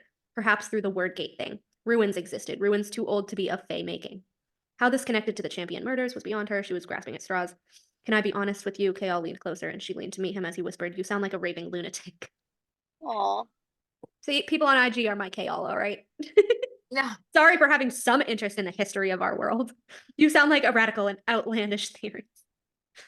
Started reading once more. I know. Right? Thank you, Sarah, for validating me. Aelin, is that you? What's up, girl? Again, why the frustration? Because I want a straightforward answer. But yeah, that was that. And then feeling a little called out there, Mel. Yeah. Ha! People love to love Aelin. Well, now what? Now what, bitches? The fucking Kaol. There was a scraping noise somewhere beneath her feet, as if someone were running a fingernail along the ceiling below, and then it was like him dragging his dagger, trying to, you know. I love that part. Are you kidding me? But later on, she's like, actually, the sounds were two different sounds, and she just hadn't understood it at the time. But she grabbed 2 heavy books from the table and stalked from the library, making sure to leave The Walking Dead far behind. And then it like finds her in her room later, and like it appears places. So weird. A book with a single word mark written on the spine in blood red ink. She pulled it out and rushed to the desk, setting down the candle as she opened the book. It was full of word marks, every page covered with them, and with words in a language she didn't recognize. Let me guess, Old Fae? Nehemia has said it was secret knowledge that the word marks were so old they'd been forgotten for centuries. Titles like this had been burned with the rest of the books on magic. She had found one in the library, The Walking Dead, but it had been a fluke. The art of using the word marks was lost. Only Nehemia's family knew how to properly use their power, but here in her hands, she flipped through the book. Illuminati! It is only with the eye that one can see rightly. It was a riddle or some strange turn of phrase. Fucking fuck. I'm not getting into that right now. It's so complicated. Illuminati. All-seeing eye. And then she like thought it was the necklace, and then yeah. Here it is. There had been a day she recalled, a day when she'd been poring over The Walking Dead and she'd felt something under her boots. Chaol had later revealed that he'd been dragging his dagger along the floor, but the initial vibration had been different, like someone drawing a claw along stone. She didn't know how long she'd been walking when she finally hit another wall, a corner. The bookcases here were all carved from ancient wood, their ends shaped into sentries, guards forever protecting the books held between them. It was here that the sconces ran out, and a glance down the back wall of the library revealed utter darkness. And then that's sus. Yeah, and then she went down to the tunnel and then the clock tower and I felt so smart that I like figured that out beforehand. I was like, the rings in the clock tower are made of the same fucking material. And then I was like, yes. Also, what is it with Sarah and like multi-level haunted libraries? Yes. Because remember at first I was like, oh, is this the library in Valaris? But no. Yes. Oh my gosh. She always writes that. The tapestry woven from red thread so dark it looked black depicted nothing. She touched the ancient strands, marveling at the hue so deep that it swallowed her fingers in its darkness. The hair on the back of her neck rose, and Selena put a hand on her dagger as she pulled the tapestry aside and swore. Another secret door greeted her. Glancing around the stacks, listening for any footsteps, she pushed it open. A breeze musty and thick floated past her from the depths of the spiral stairwell, revealed by the open door. The light of her torch reached only a few feet inside, illuminating the ornately carved walls depicting a battle. How interesting! What other walls depict a battle? The fucking dust court. The prison. What were you gonna say, Eka? Eka thought of something. Was Adis down there? I don't know. What makes you say that? Because Adis likes hanging out in libraries as a cat and getting onto Rhys's like tuxedo and getting like lint all over his tuxedo because he's a white cat. And like, is he visiting this library and like visiting Aelin, and that's where the breeze is coming in? Is Adis the one moving their Walking Dead around? You know, he is a menace. So is Apollyon, though. True. They are, but oh my god. They're just pranking everybody. Oh my god. She doubted anyone would come looking for her, but she still put the tapestry back into its original position and took out one of her long daggers. As she descended, the images of the battle shifted and moved in the firelight, and she could have sworn that the stone faces turned to watch her go. She stopped looking at the walls. A breath of cold air brushed her face, and she at last spied the bottom of the stair. It was a dark corridor that smelled of aged and rotting things. A torch lay discarded at the bottom of the step, covered with enough cobwebs to reveal that no one had been down here in a long, long time. She shoved away the thought, that thing that can see in the dark, and picked up the torch, igniting it on the illuminated wall of the stairwell. What were you gonna say? I got thought of something. So Elaine, when she was like, everyone thinks she's dead, but she's really not. Is it Lauren or is it Aelin at the end of Kingdom of Ash? What the are you telling me Aelin, holy shit, is she gonna die? Does Aelin die? Eka? Really? No. No, she doesn't. She doesn't. No. But like, we thought she was dead. I thought she was dead, and I was about to cry my goddamn eyes out. You guys, I'm literally having a fucking panic attack right now. Read the book. It gets fucking worse. Does she die? Be honest with me right fucking now. No. She does not die. No. Something happens, but she doesn't die. Later, but like not in the books. Yeah. Like does 15,000 years later. Does it talk about her death later? Just Rowan's premonition of their 5 children. You guys. 5 children, 5 bloodlines. Cormac, Tamlin, Lady Autumn. Come on. Holy shit. What if it is Aelin and she's not dead? Sorry, I'm just like trying to puzzle. I feel like Aelin is probably like one of the gods now. Yeah. Because she is a god. I am a god. Like that was her whole thing. She was a god. I like when I read that, I read it in like Jennifer Check's voice from Jennifer's Body, where she's just like holding the lighter under her tongue and she's like, I'm a god. Like, I just see Aelin saying that to Maeve, and Maeve is just like, what the fuck? God. That's actually really funny. Oh my god, is it what the hell? Oh my god. Oh Like, my gosh. what exactly are you burning, Aelin? This I really kind of liked this part because Tam. It had to lead even lower than Elena's tomb, but how deep? There was a lantern and a groove in the wall, so Selena once again lit the spiraling passage. This time, the gray stone depicted a forest and Fae. It was impossible to miss those delicately pointed ears and elongated canines. The Fae lounged and danced and played music, content to bask in their immortality and ethereal beauty. Oh, I want to be that so bad. I want to be on that planet. Why had Gavin picked this site to build his castle? Had there been something here before? Nexus. There has to be a nexus. Is there something beneath it worth hiding? Against all odds, another breeze wafted up from below. Iron. It smelled like iron. The images on the walls flickered as she descended. When she at last reached the bottom, she took a shallow breath and ignited a torch from the nearby bracket. She was in a long hallway paved in gray stones. There was only one door in the center of the left-hand wall and no exit save for the stairs behind her. Weird. And then, as we know, she gets attacked by the fucking Val dude monster thing, and Dorian kind of saves her, sort of, and then they trap it. The library catacombs might contain the answer to most of the horrible questions. There was a book she could use to gain access to that answer, a book that might have the unlocking spell she was looking for, and she knew that the Walking Dead would find her the moment she began looking for it. And then Dorian. She wasn't in her room, but he went in anyway, wandering over to the desk. It was as messy as Dorian's and covered in papers and books. He might have turned away had he not seen the strange symbols written on everything. Symbols that reminded him of the mark he'd seen burned on her forehead at the duel. Strange symbols around his bicep in black gleaming ink. She found The Walking Dead almost immediately discarded on a lonely table between some stacks, as though it had been waiting for her, and it had been the work of a few minutes to find a spell inside that claimed to unlock any door. She quickly memorized it, practicing a few times on a locked closet. Locked closet. Oh boy, Also, guys. Oh boy. Which locked closet? Also, remember when I said that Nesta opened the chamber when she put her hand there and like then there was like a thud and then it opened? Yeah. It says Aelin was whispering the accompanying words at the same time. They burned on her tongue, but as she finished speaking, she heard a faint, dull thud as something in the door slid open. Spell worked. She didn't want to think about all that implied and how it was able to work on iron, the one element supposedly immune to magic. And not when there were so many awful spells contained in The Walking Dead. Spells to summon demons, to raise the dead, to torture others until they begged for death, ... Nesta would like it. Is this fucking the Asteria spellbook? Is this Hybern's spellbook? It could be. To The torture Walking Dead? others until they beg for death. Summon demons, raise the dead. I don't know. It was the doors, the dozens of iron doors that lined both sides of the hallway, all nondescript as the door behind her, all revealing nothing of what might be behind them. At the opposite end of the hall, another iron door gleamed dully in the torchlight.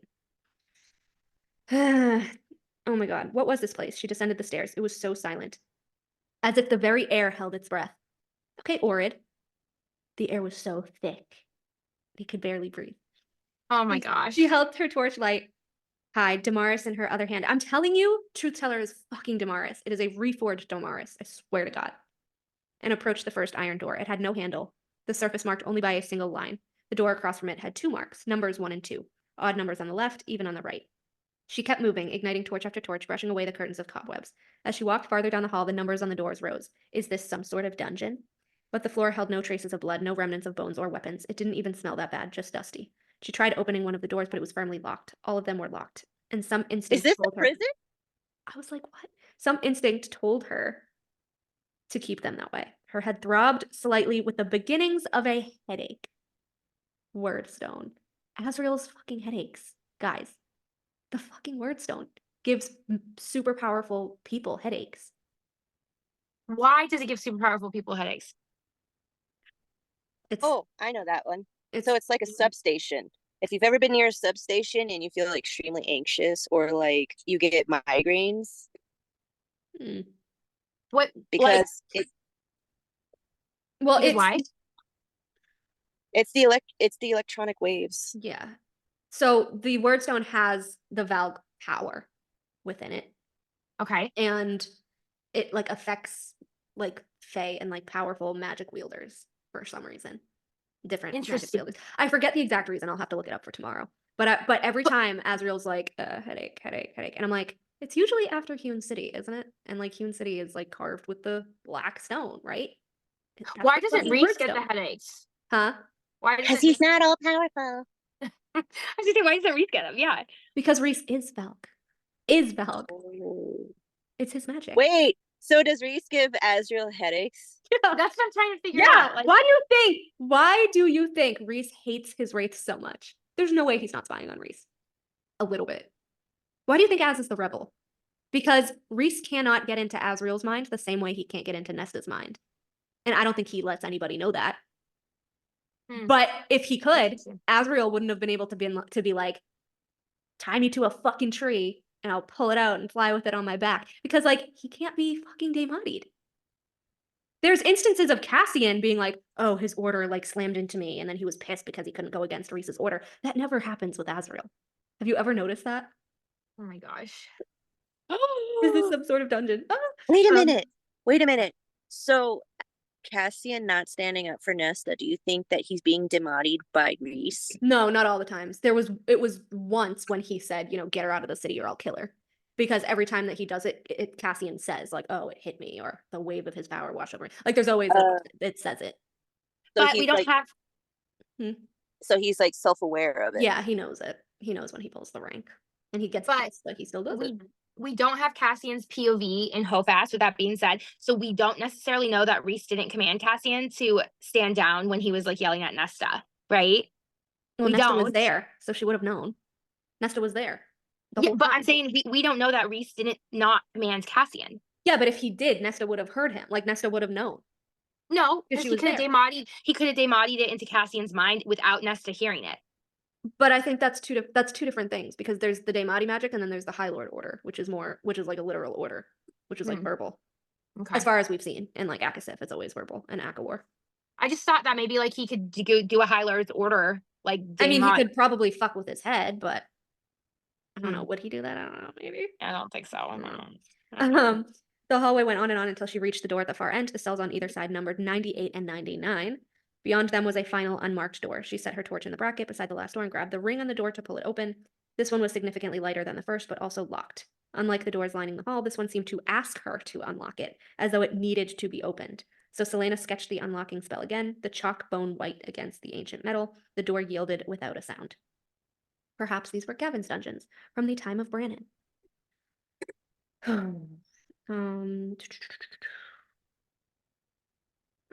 That would explain the fate depictions on the staircase. Perhaps he's used these iron-gated cells to imprison the demon soldiers of Erewhon's army, or the wicked things that Gavin and his warband hunted down. Warband.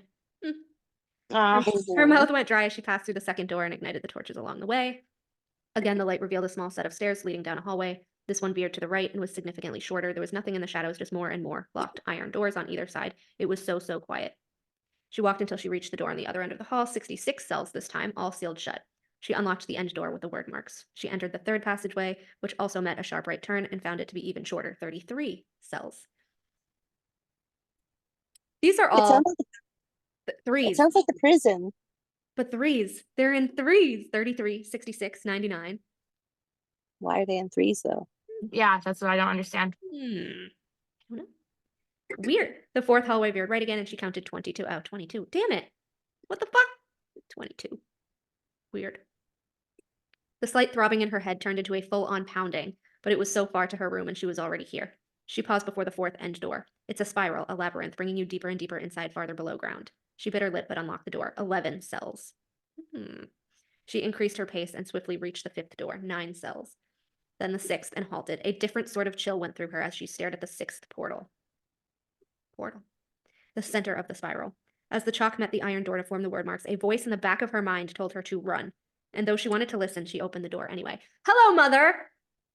Just like Nesta with the Kelpie. Run, run, run. Don't look, run. This sounds like also the library, doesn't it? In Prythian, Yeah. It's like the spiraling down. I know. It sounds like the library, and it sounds like the prison. It's the clock tower there that they, yeah. Torch revealed the hallway in ruin. Parts of the walls had caved in, and the wooden beams were left in splinters. Cobwebs stretched beyond the broken shafts of the wood. Tattered scraps of cloth impaled upon rock and beam swayed in the slight breeze. Death had been here. And not too long ago. If this place were as ancient as Gavin and Brannon, most of the cloth would be dust. She looked at the 3 cells that lined the short hallway. 3 cells? There was one more door at the end, which hung crookedly on its remaining hinge. Darkness filled the void beyond. But it was the 3rd cell that held her interest. The iron door to the 3rd cell had been smashed, its surface dented and folded in upon itself, but not from the outside. Selena raised Damaris before her as she faced the open cell. Whoever had been within had broken loose. This reminds me of Lanthus so much. It also reminds me of Amren. Well, but Amren said she just walked out, right? I don't know. But she lied, remember? Kind of sounds like Amren to me. Right? A quick sweep of her torch across the threshold revealed nothing save for bones, piles of bones, most of them splintered beyond recognition. Is this the bone carver? The god of truth, remember? Because then he was in the labyrinth and then he disappeared from the world. Gavin must have let him out because remember, Gavin's the one that made the deal with him. He like gave him his own labyrinth and then Gavin like went there to like say his truths before he died. She snapped her attention back to the hallway. Nothing moved. Gingerly, she stepped into the cell. Iron chains dangled from the walls, broken off where manacles would have been. The dark stone was covered in white marks, dozens and dozens of long, deep gouges in groups of 4. Oh, that's the bone carver for sure, right? Fingernails. Must have been. Fingernails. Gouges. She turned around to face the broken cell door. There were countless marks on it. How could someone make such lines in iron, in stone? She shuddered and quickly stepped out of the cell. She glanced back the way she had come, which glowed with the torches she lit, and then at the dark open space that led onwards. You're near the center of the spiral. Just see what it is, if it yields any answers. Elena said to look for clues. Fucking Elena. She swung Damaris in her hand a few times, only to loosen her wrist, of course. Hi, Nesta. Rolling her neck, she entered the gloom. There were no torch brackets here. The seventh portal revealed only a short passageway and one open door, an 8th gate. Sarah. The walls on either side of the 8th door were damaged and claw-marked. Her head gave a violent throb, then quieted as she stepped near her. Beyond the portal lay a spiral staircase that led upwards so high she couldn't see to the top. A straight ascent into darkness. Ascent? Ascent? The stairwell stank and she held Damaris before her as she ascended the steps, taking care to avoid the fallen stones that littered the ground. Up and up and up, grateful for all her training. Again, Nesta with the fucking stairs. The spiral stairs in the House of Wind. Okay, whoever made the fucking House of Wind had to have known Valk because, hello, clock tower. Crazy. Her headache only grew worse, but when she reached the top, she forgot about the fatigue, forgot about her pain. Shimmering obsidian walls surrounded her, reaching high, so high she couldn't see the ceiling. She was inside some sort of chamber at the bottom of a tower. Twining through the strange stone walls, greenish veins glittered in the torchlight. She had seen the material before, seen it, ... And this is when I freaked out. The king's ring, the ring on Parrington's finger, and Kane's. And I was like, ah! And I made a whole reel about this because I was so excited that I was right. She touched the stone and a shock went through her. Head pounding so badly she gagged. The eye of Elena gave a pulse of blue light and quickly died, as if the light itself had been sucked toward the stone and devoured. Eye of Elena has fucking Asteri properties? What? Well, the ring, obviously, it like took Elena's power, right? Like it like ate her power. Am I right? The Eye of Elena's power? Well, it says that it took the power from the stone, like it sucked it in, so it didn't hurt. Oh, okay. Okay, got it. Eye of Elena gave a pulse of blue light, quickly died as if the light itself had been sucked toward the stone and devoured. She staggered back toward the stairs. Gods above, what is this? As if in response, a boom shuddered through the tower so loud that she jumped back. It echoed and echoed, turning metallic. She raised her gaze to the darkness above. I know where I am, the clock tower. Her head ached so badly that she could barely focus on the steps beneath her feet. That sounds it gets so good. What book is this? I don't know. Is this? I think this is Crown of Midnight. Crown of Midnight. It must be the ends or. Hello, everybody. We are back. Hello. With the reappearance of my straightened hair. It is still very much bulky, but we're trying to train it because the perm had gotten very poofy and not really curly anymore. So I actually did a little story about the product that I bought. If anybody needs a good straightening brush, I can DM you the link. Sponsored! No, just kidding. But first order of business, we were speaking about how Tamlin and Azriel were test tube babies last time. And I was randomly, as I do, look up random shit on the internet, but I was randomly looking up SJM because I was getting annoyed that we still didn't have an announcement. And I found an interview from 2015, right when ACOTAR came out. And she said some really, really interesting things in this fucking interview that I highlighted the shit out of. And I posted it on my page like weeks and weeks ago, but we never got to talk about it. And I have to talk about it. Okay? So, the interviewer asked her, are you someone who prefers the Beast to the Prince in like the regular Beauty and the Beast, right? She said, no, I like the Prince. He's so hot with his torn clothes and ripped body. When I was a kid, I was like, he's not that hot, gross. But now that I'm older, I'm like, he is smoking. I think that's why I wrote ACOTAR. I wanted him to have the physical romance, so I wanted him to be able to shapeshift. There's not nearly enough romance in Beauty and the Beast, just one kiss at the end. So I needed the whole movie with the dancing and the tension and the making out. And then the next question was, who would you like to see cosplayed? The interviewer said, I think Lucian's going to be a popular choice. There will be so many foxy Lucians. And she said, oh my God, that would be so cool. I don't know how people would get around his metal eye. Maybe a cool eye patch. Hello, Sarah. Contacts, filters. I mean, TikTok wasn't a thing back then, but still.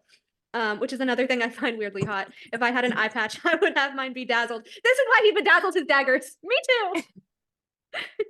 It would be super awesome. Who else would I like to see? Rhys would be something. I think I would be slightly terrified though. And then she keeps talking. And she says, I love Rhys's shapeshift. I think he's my favorite. The shapeshift. The beast form. But Lucian would definitely be the easiest with the fox and the eye and the red hair. Oh, now I'm daydreaming one day. Okay, random that his beast form is her favorite. Interesting. So she doesn't like Rhys. She likes Beast Rhys. But she likes Prince Tamlin. Interesting. And then she goes on to say, with Rhys, his magic is very black and white. Some people might see it as very evil, but Rhys does some things that others might see as merciful. So he sees himself as more of a gray character. Now this is the part after the test tube thing that really got me. People in the world, talking about the ACOTAR world, judge according to what your magic is. So with Tamlin, they think that shapeshifting must be good, but maybe in later books you will find out some of the truth behind it. What? Truth? What truth? What truth?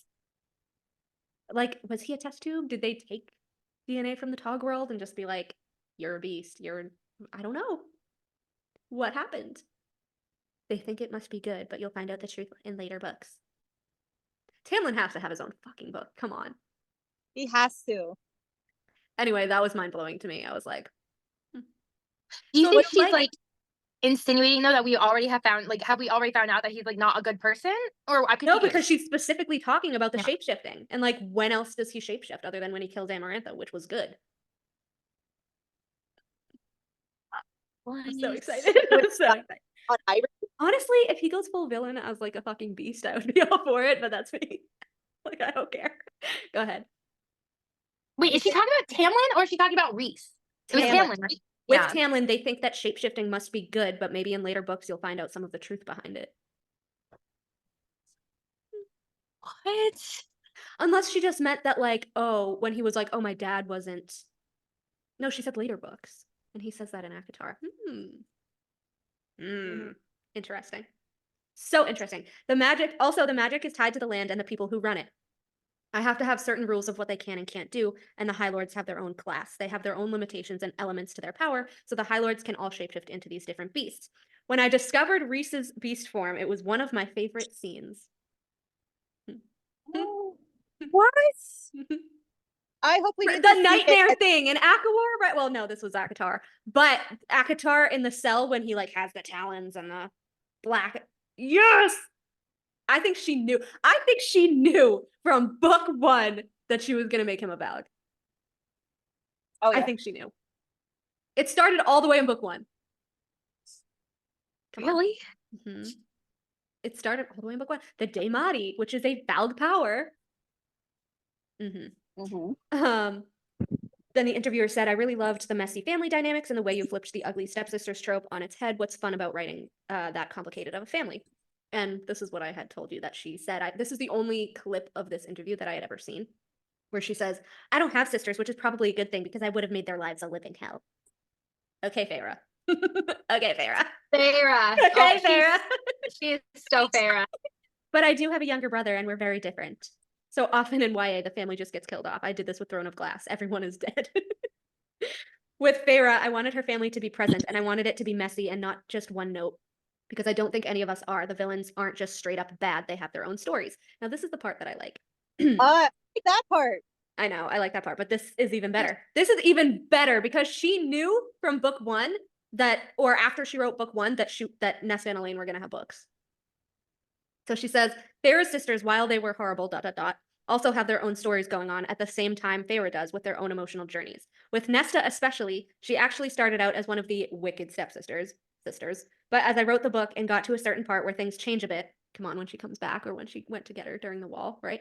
I realized that the way she acts isn't wicked. It's just someone who has had a very unfortunate life and is a very proud, stiff person who can't necessarily express their love in the soft terms that Aelin, Feyre's other sister, can, but does it more thoroughly through her actions and her sense of what she believes to be right and wrong.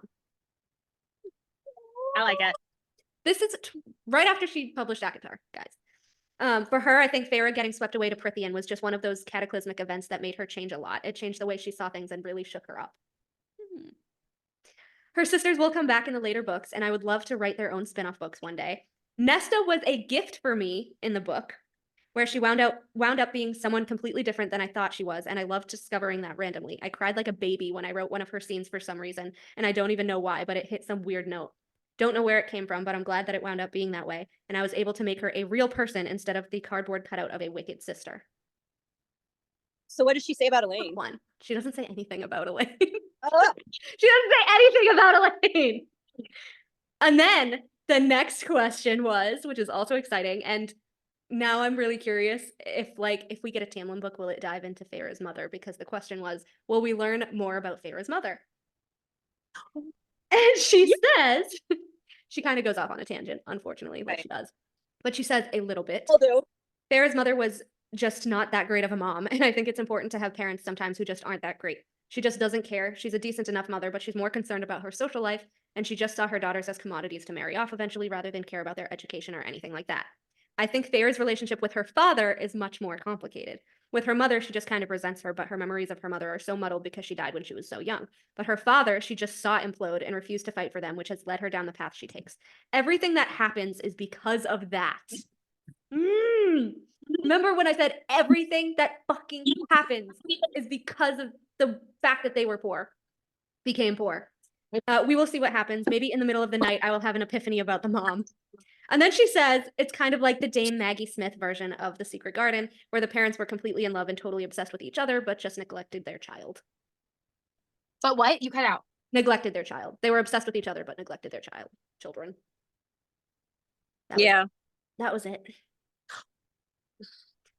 Oh. Maybe I'll have an epiphany about the mom at some point. I told you the dad was more important. Nobody listens to me. But the fact that the mom is connected to Tamlin, and she's like, oh, is shapeshifting good? Maybe you'll find out later. Like, what the fuck does that mean? What does that mean? What did they do to him in Hybern? What did they do to him? Huh. Did they, was he already born? Did they do something to him there to make him a beast? Wait, was Hybern his actual father? No, because, I don't think so. Because the High Lord thing followed the bloodline, right? And he was said, I think he was said, he looked exactly like his dad, I think. They said. Yeah. So if the shape-shifting thing is bad, then Tamlin and Rhys are bad? We kind of know it's bad because he can't, he can't really control the claws. The elongated canines, the glowy eyes, Wait, but later in the books, Tamlin is mostly a beast. Lucien says so. That's why I'm saying, we have to get a fucking Tamlin book. Explain, Sarah. And he saves them in beast form in ACOWAR. Yeah. Which, again, is weird because we've never seen, High Lord or no, we have never seen anybody using two powers at the same time. So him being a beast, like, I know that they're like, oh, it's his main power. Oh, it's his main power. Oh, it's his main power. Like, what if it's not a power? What if it's literally like half of his soul or like half of him? What if it's not a power? Like, kind of like a werewolf, right? No. I know. Because well, I I'm like, said it was so weird. Like, how is he sending wind in beast form? It's so weird. It's so weird. unless they're both Valg. Like, I don't know. But I don't know but what he means he's by not being good. unless she just means that like we were saying, like the whole test tube thing where like the power was stolen from the Tog world and just given to him, and he doesn't really know how to deal with it, because there's this whole scene where let me pull it up. I actually have it right here because I did the reel about it the other day. But there's this whole scene. Oh, did I add it to it? Yeah, I did. Okay. So we'll go into this just because we're talking about this. But I did a reel about Aelin and Tamlin, comparing them, like a whole reel about it. And so I'll read the quotes and then you can tell me what you think. So I said, not to be confused with the Valg, who also do have a beast form, and also do have, I guess, the long teeth in beast form, but paired with black eyes.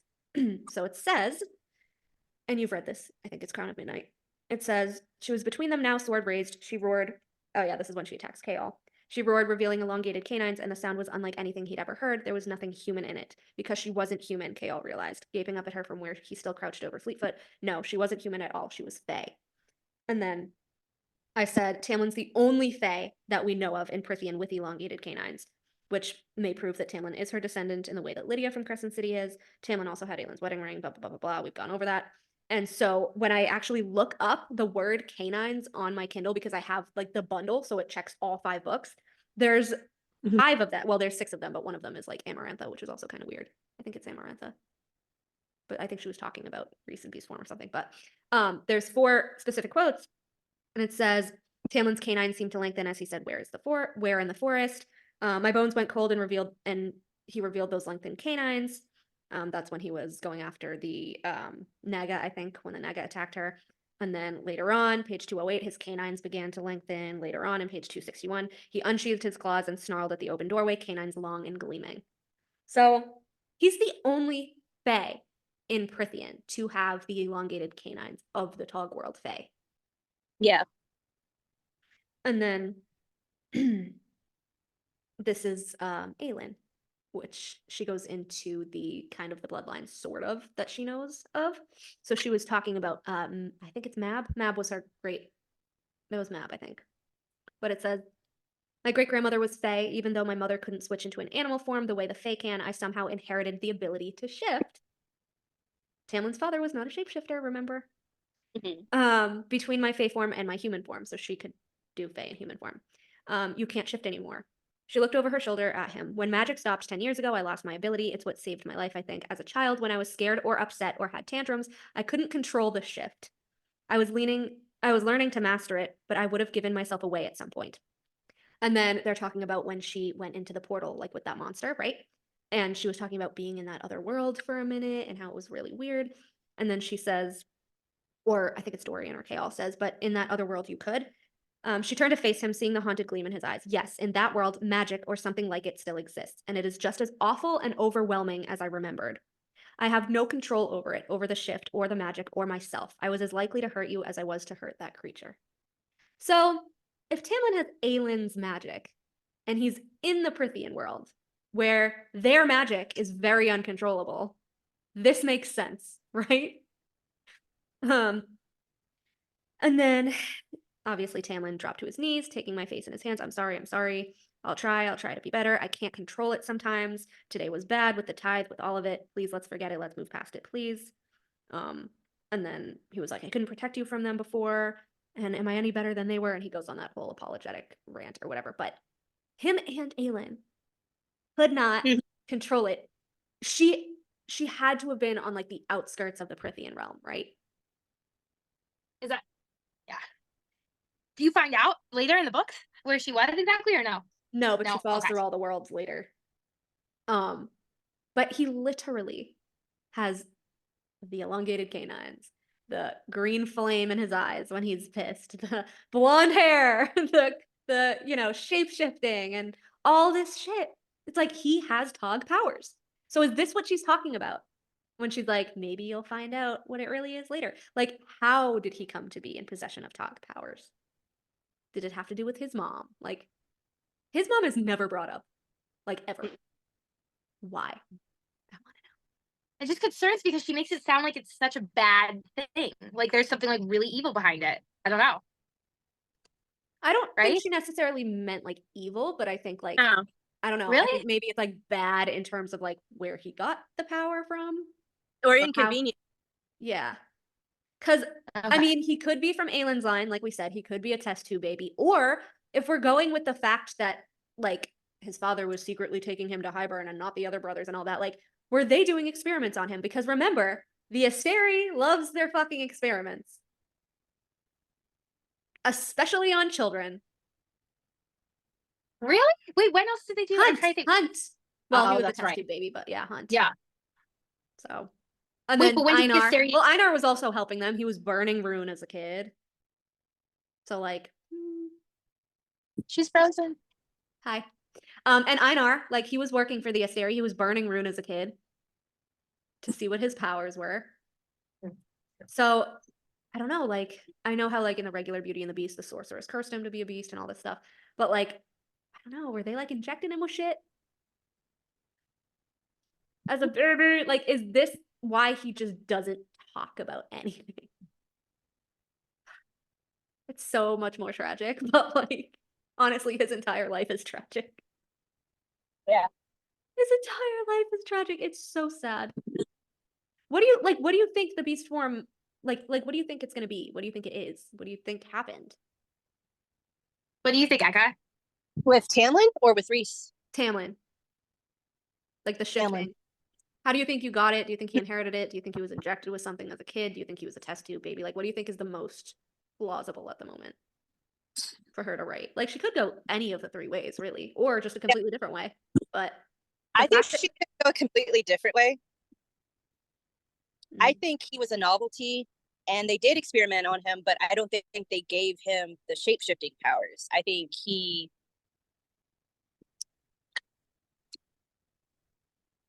think Aelin may have visited Prythian and somehow they got some of her DNA. I do think that, I mean, I know it's not specifically said, but the Asteri were taken hostages and they were planet hopping, and like as I've said before, there has to have been some sort of Tog to Prythian mixing at some point. So it would not shock me if like his mother's ancestor, like I said, was like a descendant of both Rowaelin and Lysadian, who had mated. So with this whatever. might be a crack ship, or not a crack ship, but this might be a crack theory. The reason why the Starlit Pool is there is when Aelin scratched Kale. And Oh. because she was between the worlds, the blood, I guess his blood or something tied him to the land. I don't know. I kind of like it. It like dripped and made the Starlight Pool. Yeah. That's cool. Like a big scar against the landscape or something poetic like that. Oh, wait. That's interesting. That's interesting. I don't know. I kind of still think that like I don't know. I know that the courts weren't made at the time, but maybe like the people from that side of the land were helping the Because- Asteri, and they But like, remember, gave them some of the cauldron water. I don't know, or it spilled on the way there. I still think it just spilled. remember, when people die, they turn into starlight and then they go over during starfall. We think she hasn't explained that So- either. No, but that's why I think it might be Kale. Mm. When Wait. she scratched him, Explain more. Yeah. like when she scratched him, like his blood, like his lifeline, like his entire legacy and lineage from his blood, because DNA, it splashed in between two worlds, and because he's human, it showed as death material and ended up in Springport. I don't know. That would be cool. I think that would be very cool. That would be. It would be cool. That would be cool. I'm Yeah. like trying to think like. I don't know. Oh my gosh, you guys. What if she like does something that we haven't even thought of with Tamlin? Like, As long as he gets a fucking book and heals. Like, I need to know, like, as depressing as this would be, I need to know every fucking detail of this man's traumatic life. Like, I need to know every detail because it's so intriguing. Like, how do people not care at all? Like, I have 500 million questions, and that's just from book 1. Right? I'm like, and then book 3, I'm like, How can he use 2 powers at once? Nobody's been able to do that. So why is Rhys called the most powerful High Lord? They're both the most powerful High Lords, but why would Tamlin be considered one if he can't miss? Like, where's the... I still kind of think that it's like the whole Starborn versus Valg thing. Like, So I think it's actually, remember when Tamlin said, I hide my true form yeah, from the other?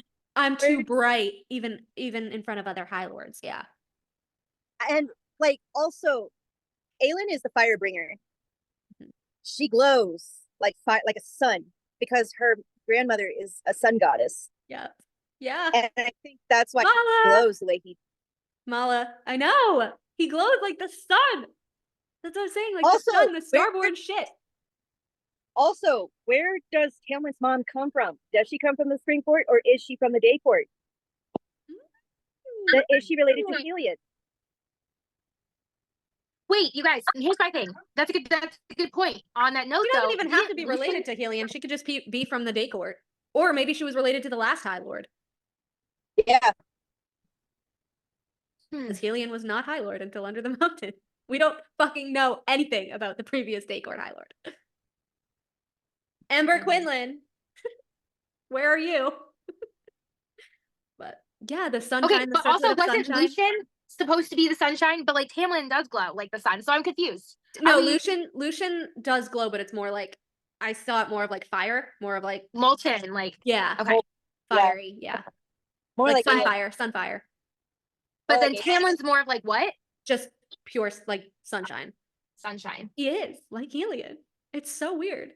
But also, I think it's funny that the 2 most powerful High Lords with the 2 weirdest, unexplainable powers are at both ends of this continent and had the most amount of land at first until Spring had to give up some other half to the humans because of his awful father working with Hybern. But I do think it's like the whole good versus evil and Starborn versus Valg, and like there is something going on there. It has to come to a resolution along the way at some point. We have to have a fucking conclusion to this. We have to. And honestly, I think it would be badass if Nesta teamed up with Tamlin. Yes, yeah. It would, but she ruined that. But also, Azriel... Helion bothers me being so tied to Rhys. Because, like, what are you doing, dude? What were you guys say about Azriel? Well, I was saying Nesta and Azriel, they need to both team up with and Lucien Tamlin. and Helion. Maybe that's a big betrayal. I don't know. I mean, I feel like Nesta already hates him, so like I don't know. Hates Tamlin? Oh, it was wrongfully placed. Well, she hates both of them. Yeah. But I was just thinking, like, it's so annoying how Helion, like, he obviously became High Lord Under the Mountain, but then like, oh, I've known Rhys for centuries and we're buddy, and like, why? Yeah, that's I don't see them vibing together. Like, even in their scenes together, I was like, okay, I see no friendly vibes here. Unless Helion's playing his own game, because he does have that little touch telepathy thingy going on. So I don't know. He does. I think Rhys is the reason why Helena got chosen as High Lord from when the other High Lord was killed under the mountain. I think Rhys was sort of like a key part in that created an alliance, and that's why they're buddies. Can he sway that? Can he sway that though? Because he can't. I mean, I don't know. Can he override the mother? I don't think he can, as far as we know. Well, anyway, who knows? No, but he could set it up to where he could probably like set it up to where like the magic would have no choice but to go with Helena. Like maybe he had to train Helena, kind of like he helped train Tamlin. But see, the thing with that is that they didn't have any power under the mountain. Like, no, if he received it, Amarantha immediately took it. Yeah. That's what bothers me. I said that last time, but that bothers me so much that like him and Callias and Tarquin like automatically have like control over their powers, and they know that they can do this and they can do this and they can do this. Like, how? You didn't have these under the mountain. But the thing is, here's the thing. Like Rhys says he's the most powerful High Lord. Tamlin was powerful even with the blight. I know. With just like Rhys. Oh, these are just the scraps of my power. Really? Seems pretty damn powerful to me. I'm telling you, they're the same in they are the same in power. The only fucking reason that Rhys is called the most powerful is because he can miss people. The only reason. And I feel like Tamlin holds himself back. Yeah. So that because he's had to. Because if he showed any of his power as a kid, he would get picked on, bullied, violently tortured. Hello, by his he still gets picked on and bullied. Yeah. Oh, he's Yes, just a beast and he can't control himself. Because Tamlin is more like brute strength, as they said. His main power is brute strength, brute strength, brute strength. And Rhys is more subtle. He can mind melt and he can control and manipulate things. And like his power is so much more, I can't think of the word, but like so much more passive, I think, than Tamlin's. Tamlin's is loud and growly and intimidating and literally brute strength. And like Rhys can just like put his hands in his pockets and fuck you up with his mind. And like it's not noticeable. Rhys is emo, Tamlin is heavy metal. Yeah. Yes. And like that's why people don't like, I know that people are like, oh, Rhys is such a threat, Rhys is such a threat. But that's also why they're like, oh, Tamlin is so uncontrollable and so blah blah blah blah blah. It's like you haven't seen Rhys at his worst. If he wanted to do his worst, like you haven't even seen that. Because nobody was there to witness him in Akasif except for his inner circle. Nobody was there to witness him in Crescent City except for his inner circle. Nobody is seeing him this out of control. Whereas like people were seeing Tamlin in Hybern, seeing Tamlin in the war, but then also all these rumors were being spread about him and what he did to Feyre and all this bullshit. And he's a traitor. And they were getting all this secondhand information, which is probably from Feyre. And they're just believing her because, oh, she was our savior. We might as well believe her. But it's like now she's connected to Rhys and nobody is picking up on the fact that like, oh, she's Rhys's mate. Like she's just as cunning as he is. If he's not. Remember in Akamath, Kier is like looking at them side eye, like, what's going on here? And Tarquin says to Feyre that all the other High Lords had warned him about Rhys's games and how manipulative he is. Yeah. All the others, all of them, all Hellion? the other High Lords warned me of him. Even Hellion, even Eris. Eris, Oh, Varian, obviously. Varian. Yeah, but I like was even gonna say, Hellion. Yeah, I'm surprised Feysand warned him about Rhys, which is my favorite thing ever because he's literally like he just wants peace. This dude doesn't want any trouble, nothing. He was so stressed at that meeting. He was like, "Do not leave my court in shambles. Do not leave my court in shambles." He was do not let Cassian in my court. I know what he did to Tarquin's court when it was no stress. And also I find it hilarious that like Tarquin did Tarquin bring up Cassian ruining a building? Like I wonder if his cousin ever told him. I don't know, actually. I don't think he did bring it up. Rhys is like, you have a lifelong ban. But like, does Tarquin know that? Because I feel like you could kind of get around that if he had no idea. Wait, what about Varian? Because like, why is here's what I don't understand. Why is Varian? I mean, okay, this is gonna come off crude. Varian's hot, right? He can get pussy anywhere. Why Amren? Why? I don't understand. I feel like, I mean, Varian likes the danger of it. I think that's what it was. I mean, but is he a mole? I don't know. Like how Feyre was a mole. I don't know. Oh, I don't know. Well, I don't know because it said that Amren had been spending so much time in the summer court. Like, so it's like she was going over there. The only time he really came over to the night court was twice in Silver Flames because it was they were having the meeting about not telling Nesta about the swords and Varian was there. And they were clapping cheeks. Because I know. But because she was like, Nesta has like this many days to scry or blah blah blah blah blah, or we'll use Elaine against her. And Varian was just like, remember we talked about being nice? Right. She was like, that's like one of my favorite things ever. And then during Solstice, when it was like, Elaine took the seat next to Amren and Varian, the farthest away from Lucien, that wretch. But also, what did Varian, I've always wanted to know this, it bothers the shit out of me. What did Varian give Amren in that box that she just opened and smiled and then closed it again? It was a ring. I want to know, you guys. It was a ring. I thought it was a ring. I was like, is it an engagement ring? I was thinking like way dirtier than that. Never mind. Anyway. I know, or like a, yeah. Well, here's the thing, like a cast of himself. But here's the thing, though. Amren likes jewelry. I know. Like, remember, like, Rhys got her some jewelry and Feyre's like all jealous. Like, can you imagine if he just gave her more blood rubies? Probably. He was like, yes. He's like, I have 3, but I need more. I know. Like, Or was that the necklace? Or did he give her the necklace first? Was that supposed to be the ruby necklace, or was that an Act of War? No, it was different. Okay. I think this was different. I swear to God, if all of the IC end up in different courts, I'm gonna be so pissed. I think. Wait, why would you be pissed? Because they would have broken up and like. No, because I'm saying like if Tarquin dies and then it chooses Varian, and then Varian and Amren are the rulers of Summer. Whole new level of stress unleashed right when you said that. I didn't even think that was on the table. And now I'm stressed again. Because I'm like, I was always curious, like, why did the magic choose? I know, like, it goes by who's most powerful, but like, why would it choose Tarquin and not Varian? Like, Varian was older than Tarquin. Tarquin's only a little 80 baby. Maybe it also has to do like ideology. Maybe the magic knew that Tarquin wanted to help the lesser Fae, right? I mean, And yeah. I mean, Varian is the prince of like the biggest city there too. Like him and Cressida are prince and princess of Adriata, so it's like they know politics and stuff.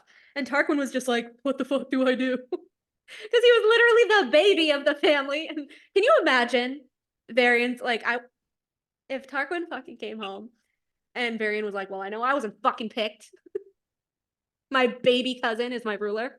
Like, how pissed must he have been? Is that why he gave them info on the night court? Because he was like, "Fuck you, Tarquin." I feel like he's pissed. I feel like yeah. I feel like Like he's your trying to family, get but him like voted out. I think he was like undermining him on purpose. I think he's doing to Tarquin what Eris is doing to Baron. Oh, I hope not. I like really? Varian. I didn't even think about that with Varian, you guys. Interesting. Oh, can I get bids? I don't know. It's too sus. I will be upset if Tarquin dies. I will be upset. I won't be. He's a baby. He's like only 80 years old. He was 30 when he went under the mountain. 30. Wait, remember somebody's mate had died?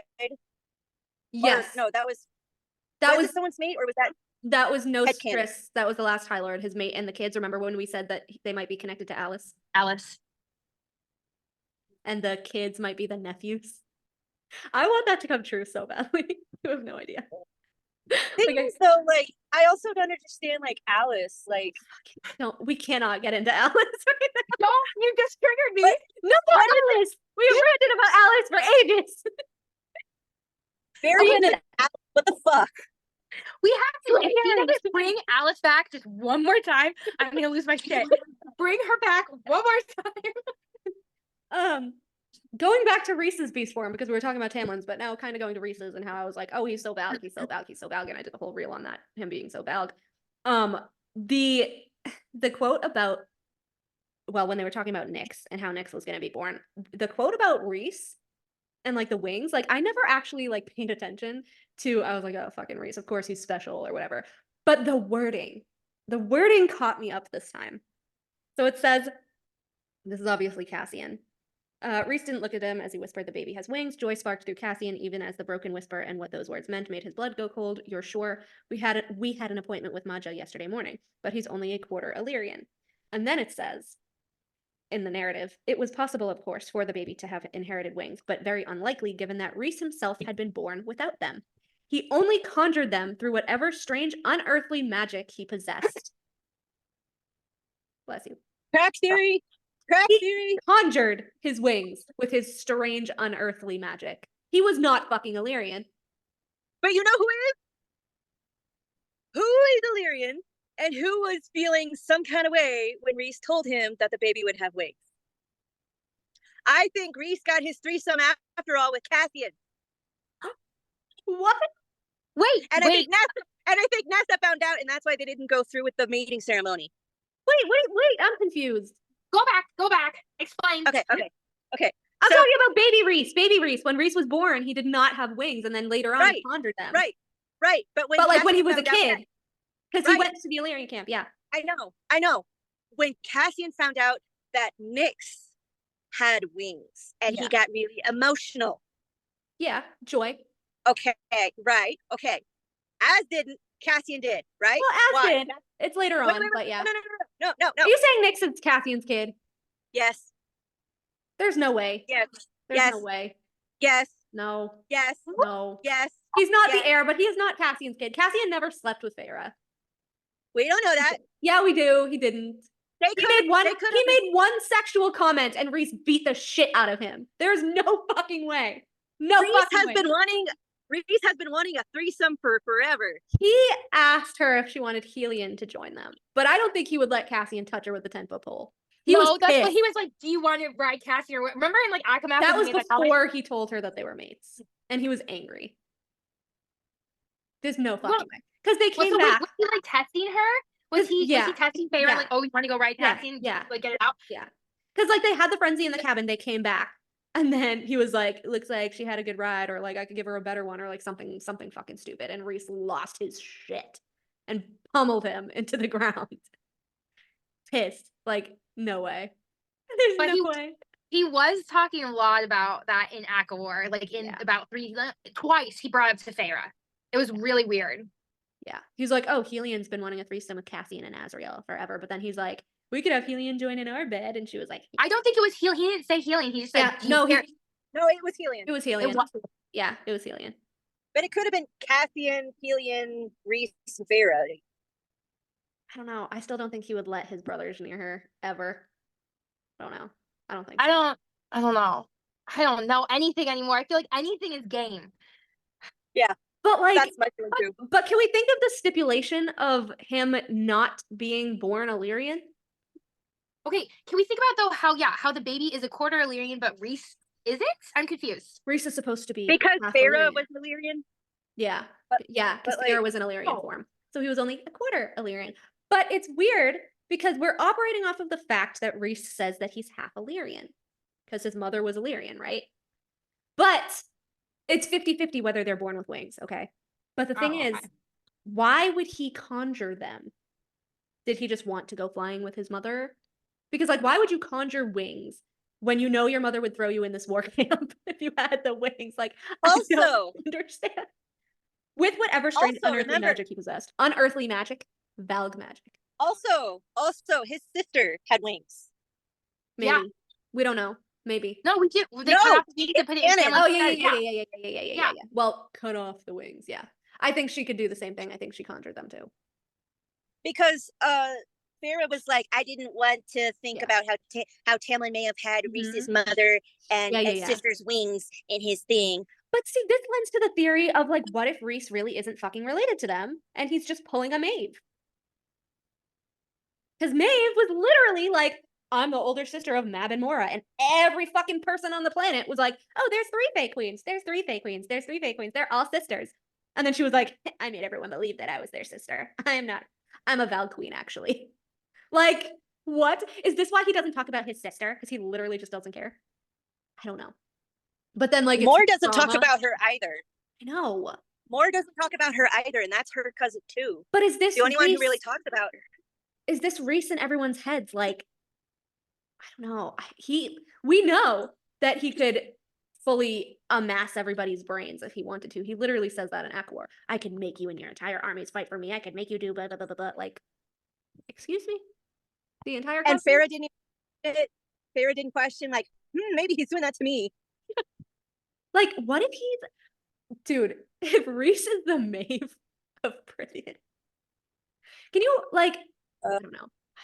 I don't think he would do it. I think she would, like, I could see her making him like Valg, but I don't think he's gonna be the Maeve. It's like, you would have no, she just loves him too much. There's no way. Why would she have him say that in Akawar? I think she's gonna bring out his beast form finally. I think she's gonna make him do bad shit soon. Yeah. But like, I had like a super duper really psychotic crack theory that I know is never gonna come true, but I just had it like in my notes. Spell it. I don't even know if I want to say this because people are gonna me.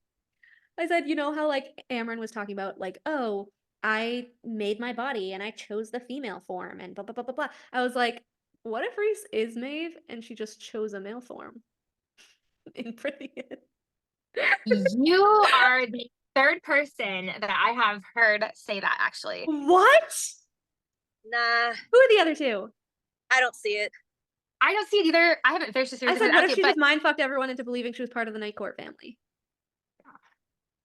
Because if they're related to her anyway, then because Mor would have seen it. Mor would have seen it. But would she if she's being mind fucked by expert Queen Daemati?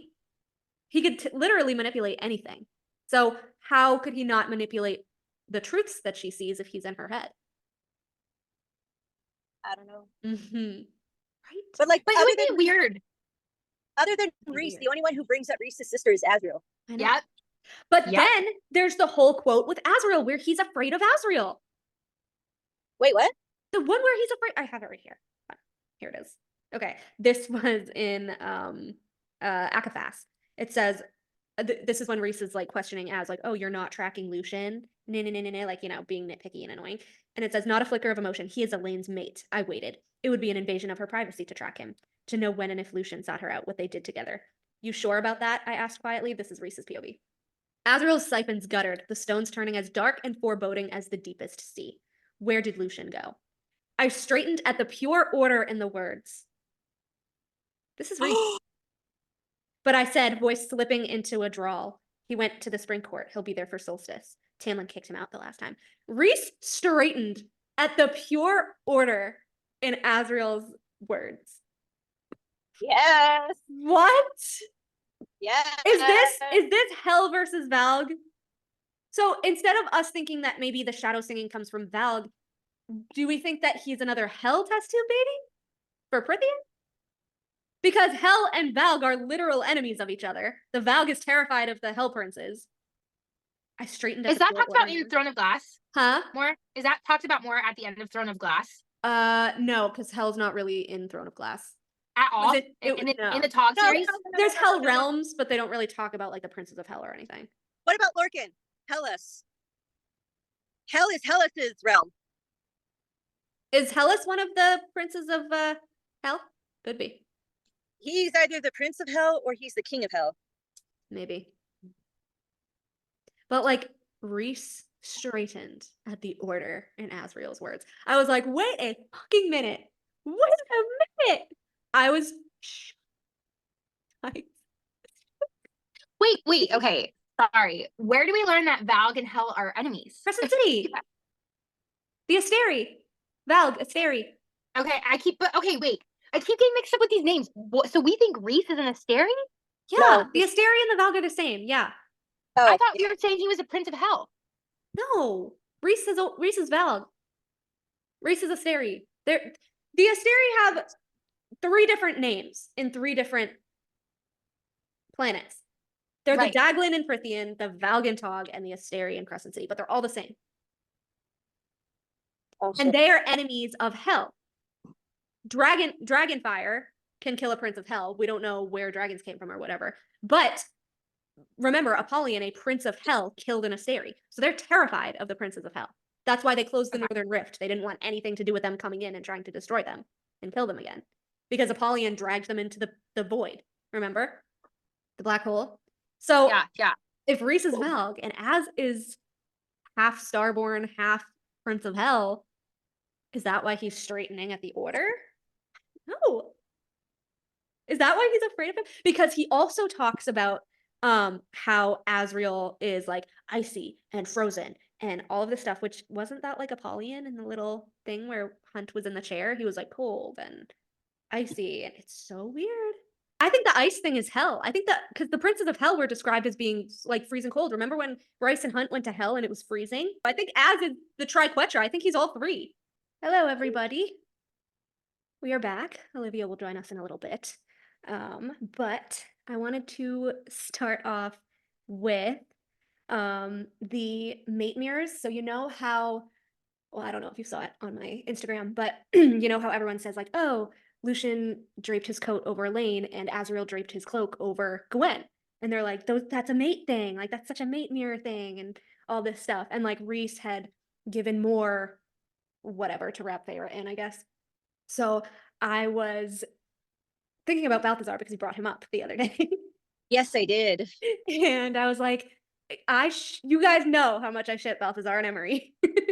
And so when I was rereading his scene, as I do because I love him, I realized that he gives his cloak to cover Emery. And the joy that brought me it made my entire day. Oh my gosh. It says, they didn't risk a fire in the cave, but the male whose name was Balthazar offered his thick wool cloak to cover Emery. Come on. Emery was naked because it was from the blood, right? And then because they had to grab dead male's clothing to put her in or whatever. Gwen was naked because obviously she was getting assaulted, and Elaine's nightgown was so thin you could see through it. Mhm. It's such a mirror. I was so happy. Like, I don't know if I'm just like trying to make the pieces fit, but like I feel like this fits Yeah, I think it does for sure. with like the green and the gold and the purple, like the green siphon, the green bracelet, the cloak. I'm like, come on, Sarah, give me some Valkyrie. Because I don't want her with more. I don't want her with more. She's too good for more. Like I loved more, and then I started like reading more about her, and I don't know, it just she's starting to I'm getting more curious about her, but like somewhere in the middle between like being Kiss and way over here in the beginning to where it's like, oh, she's cool. She totally There's lost the Aka War when she was like, yeah, I use Cassian as a buffer, and yeah, I string along Azriel, and like, you're such a bitch. Like, you're yeah, such a bitch. Aquaphor was definitely that book where it was like, Morrigan, what are you doing? What are you doing? Yeah. And I can't. like, you've gone through the same exact stuff, even if the stuff that you don't really talk about, like Nesta is mirroring you and you're allowing her to do this, but you're gonna whine and cry about your own trauma with that.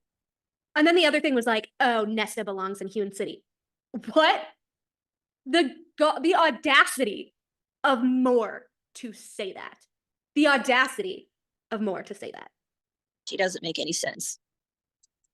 You're gonna whine and cry about being abused there when you were 17, 500 something years ago, but you're not gonna give Nesta, a literal 25-year-old with a lifetime of trauma, any benefit of the doubt. Oh, throw her in Hewn City so she can be abused more? Really? I hated her so much. Like, Akawar and further, I like hated her so much. Someone who like, but like, here's the thing that I don't understand about how she is that this is a character who cares about women who have been abused, but then she turns around and like her character is written to be turned around and written this way. Like, it doesn't make sense for her character either. I feel like it just makes her more sneaky. And actually, someone pointed out, I wish I had screenshotted it, but someone pointed out the other day, actually, which I thought was super interesting that I didn't catch, but during the High Lords meeting, I mean, not the High Lords meeting, the Hewn City meeting, which we have gone over a billion times, right? Yeah. I can't believe we didn't catch this. But Eris literally says, when Moore is like, oh, you want another little bride to torture and all that shit. And then Eris is like, I don't know who fed you those lies to begin with, Morrigan, probably the bastards you surround yourself with. But we never realized, like, how can she be lied to if she is the truth person? And they theorized that maybe at some point she lost that power and she just isn't telling anybody. Oh.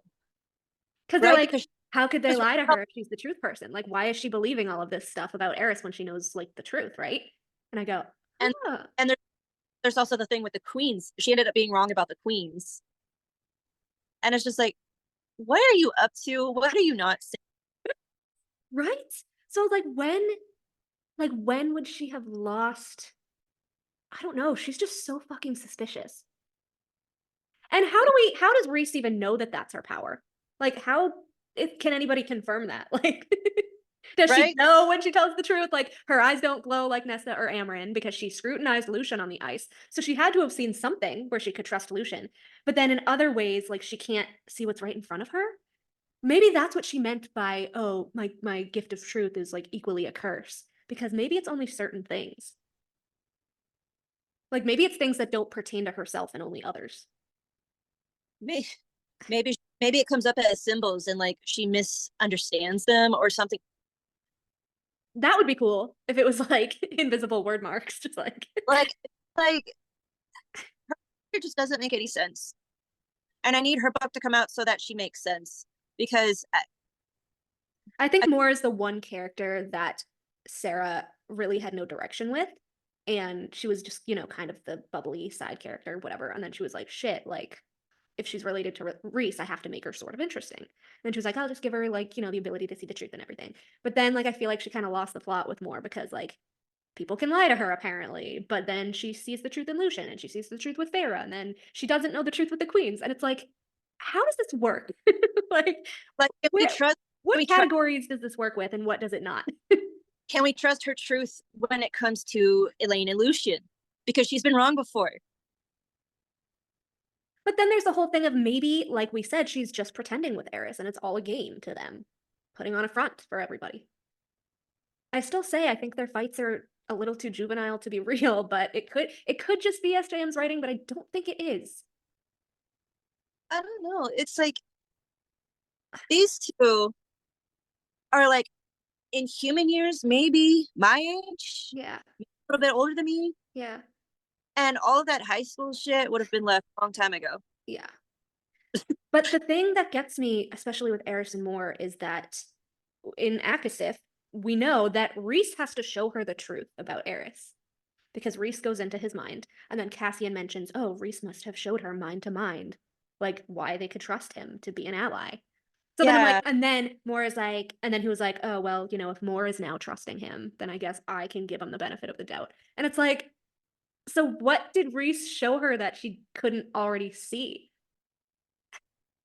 Yeah, I just, like I said, like Mor's character does not make any sense. Also, she gives bad gifts. If she's the truth, like if she sees truth, wouldn't you think that she would be the best person to give gifts to? This is why I think it's hilarious, because Azriel is the best gift giver and he's a spy. Like, it makes sense. So why is Mor also a he's not even like a good spy. Like, he's a decent spy, but he's not like the best. Like the best. Aww. To give Azriel the benefit of the doubt, the Queen's palace was heavily warded, as was Hybern. And Eris's dogs definitely sniffed him out. So that's really not fair play. All I'm saying is Autumn Court. That could be a thing too. What if we're right about the Autumn Court and like Eris and Lady A are, you know, witches, and maybe they're like a rival witch clan, and maybe that's why she can't see his truths. I don't know. Hi. Hello. We're talking about Mor and how she just doesn't make sense, because I said that someone commented on TikTok that Eris points out that, you know, people have been lying to her about him, and that she believed them, but that she's the truth person, so wouldn't she know if it was a lie? Right. So It makes no sense. So we're like, how come she can't see the truth with Eris, but she kind of can with everybody else? Like, what's so special about Eris? Is it the mate thing? Like, I don't No. No. What blinds an oracle? Starborn. Mor? Yeah. Or Eris being Starborn.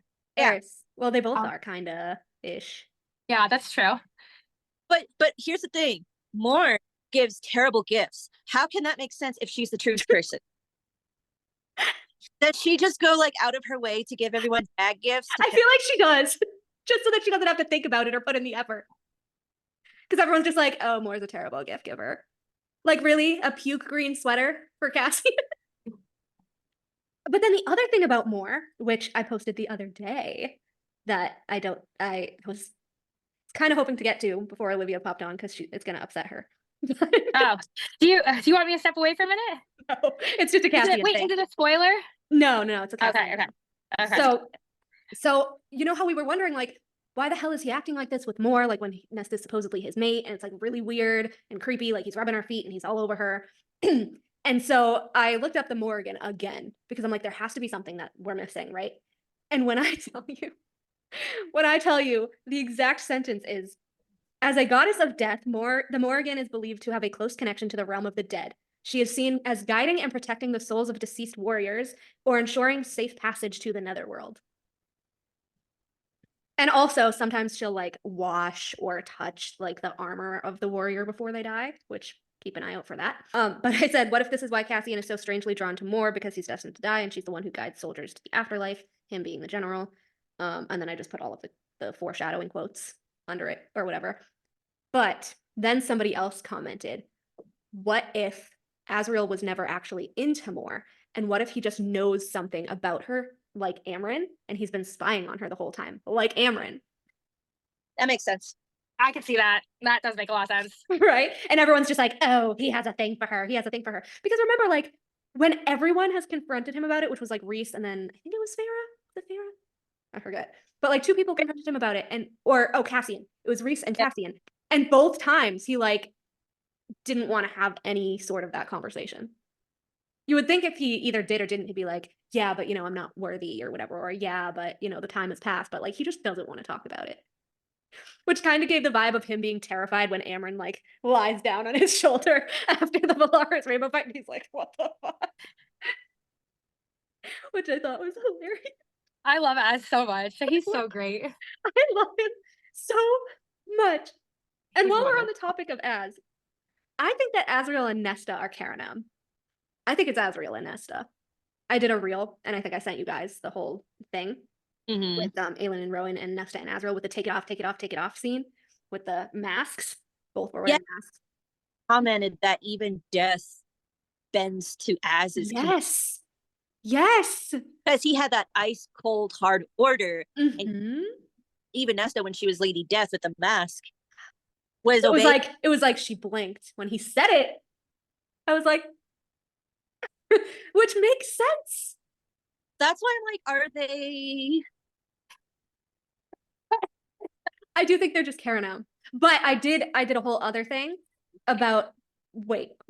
I did a whole other thing that explains the as iciness thing that I think I sent you guys. I don't remember.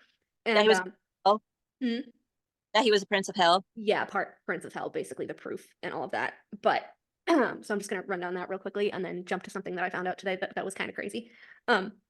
So it says this is Rhys's POV, which I think we went over last time, but Azriel's basically saying get rid of the Illyrians, blah blah blah blah. And Rhys is like, what do you want me to do to disband the Illyrians? Azriel didn't answer. And then he says, he held that ice cold stare that still sometimes scared the shit out of me.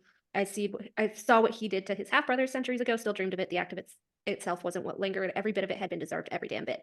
But like, what did Azriel do to his brothers that shook Rhys? Rhys shook Rhys. And then he says, it was the frozen precipice that Az plummeted into that sometimes rose from the pit of my memory. The beginnings of that frost cracked over his eyes. So I said calmly, but with little room for argument, I'm not going to disband the Illyrians, blah, blah, blah, blah. Azriel said nothing. Frost! Starlight! Yeah. Frost and Starlight! Exactly what I was thinking of. I go, Azriel! Azriel. And then the one that we talked about with his siphons, like a slumbering beast from a frozen wasteland, which that's a whole other thing. And then I said, let's go back and reference House of Flame and Shadow, shall we? And it says, they're in hell, Baxian said quietly. Sathia twisted toward him. How do you know? Baxian pointed to the slumbering friends. Look, slumbering friends. Bryce and Hunt lay peacefully on the black salt ground, hands entwined, their bodies covered in a thin layer of frost.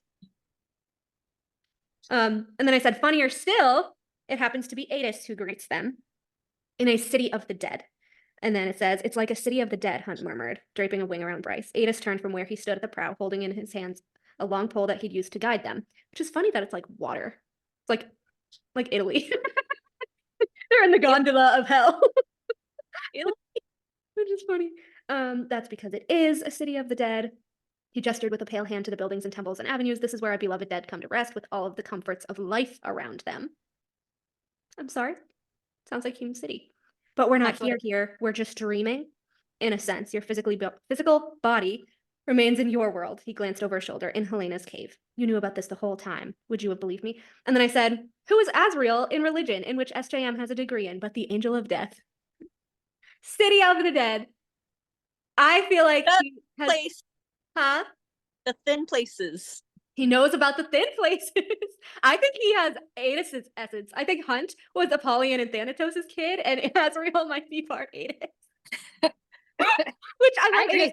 So I have a really funny thing at the end, but I said, let's take a look at Adis's powers, shall we? Adis has cryokinesis, aka ice and frost magic, and that unknown dark power that also the other princes Apollyon and Thanatos have as well. I think this is shadow singing, because it's never given a name in Crescent City. It's just their dark magic that's swirled around them. And remember, I'll get to it, but Apollyon shows up to Hunt as a shadow, swirling shadow.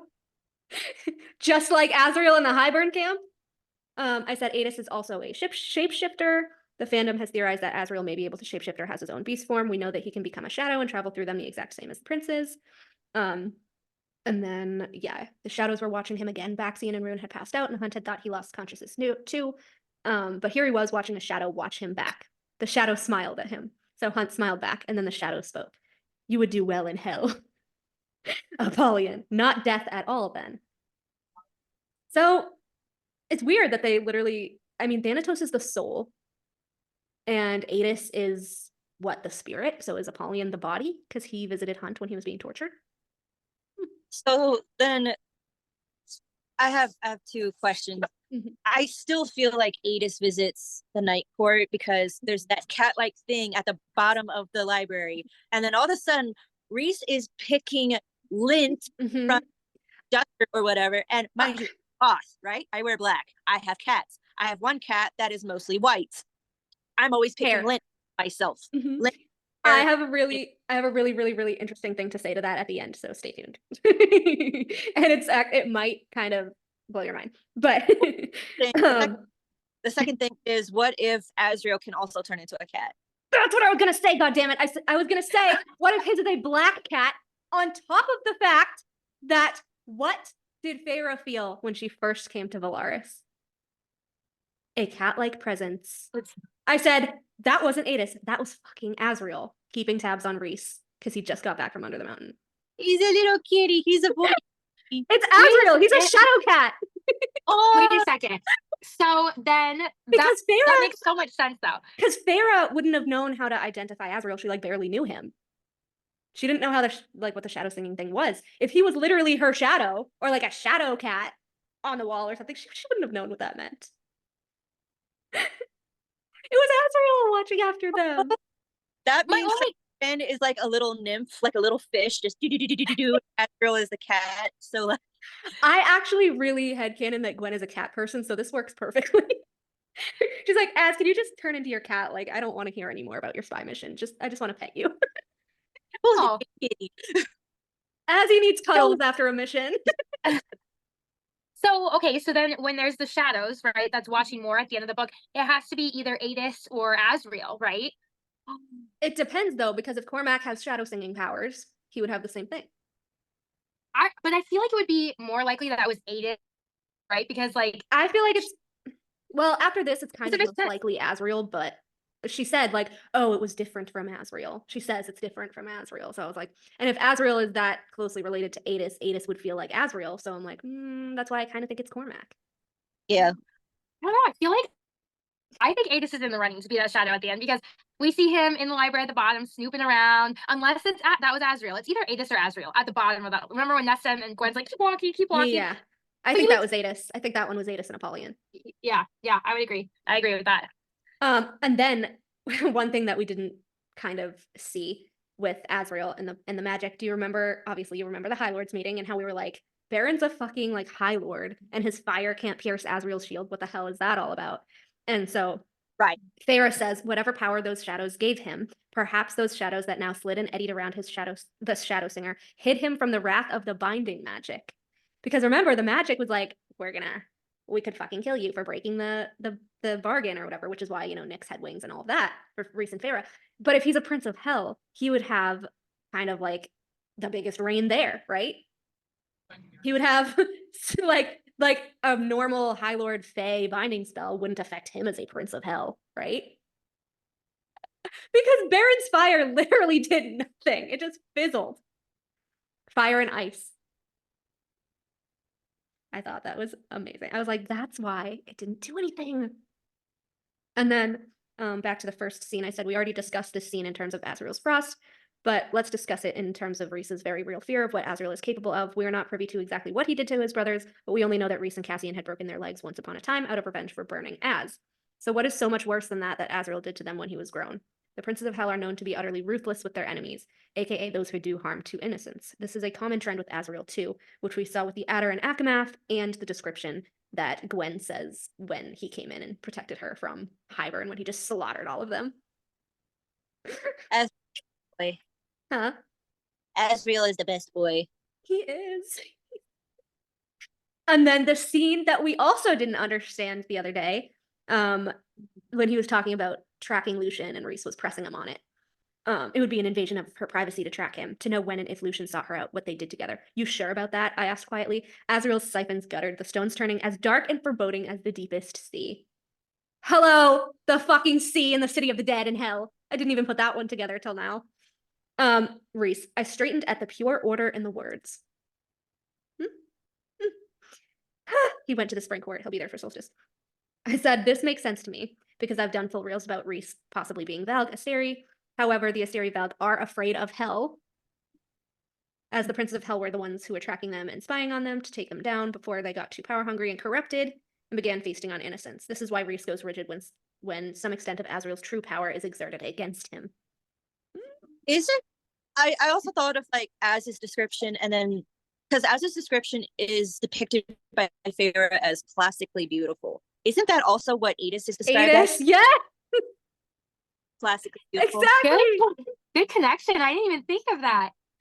And then I totally get that. Akasif and Hofast, it says, but if Rhys is Asteri and Az is hell, this is why they are at each other's throats all the time and why Rhys cannot control or High Lord order Azriel, which we see in Akawar and in the bonus chapter where he resorts to empty threats instead of actual power against Azriel, which he also does in the war and in Akasif. I'm going in, Azriel said. No, Rhys snapped, but Azriel was spreading his wings, the sunlight so stark on the new slashing scars down the membrane. Chain me to a tree, Rhys. Go ahead. I'll rip it out of the ground and fly with it on my damned back. Like, he couldn't use his magic or like a High Lord order against him, and he hates it. And then in the bonus chapter of Akasif, Rhys's power rippled through the room like a dark cloud. I'm talking about you about to kiss Aelin in the middle of the hall where anyone could see you, including her mate, he snarled. Azriel stiffened. He let his cold rage rise to the surface, the rage he only ever let Rhys see because he knew his brother could match it. Rhys had rarely threatened punishment or pulled rank. It stunned Azriel enough that it knocked him from his rage. And then Azriel tucked in his wings and left without another word, stalking through the house onto the front lawn to sit in the frigid starlight, to let the frost in his veins match the air around him. We never got him and Rhys with the power struggle because the Asteri and Hell are fucking enemies. I find that awesome. Okay, I have to say this real quick. Remember April, we saw that, I guess, selfie of Sarah and the snow going up north. Mm-hmm. Now I'm convinced. I'm convinced. This is a Gwenriel book. It is definitely a Gwenriel book. I have gone back to that.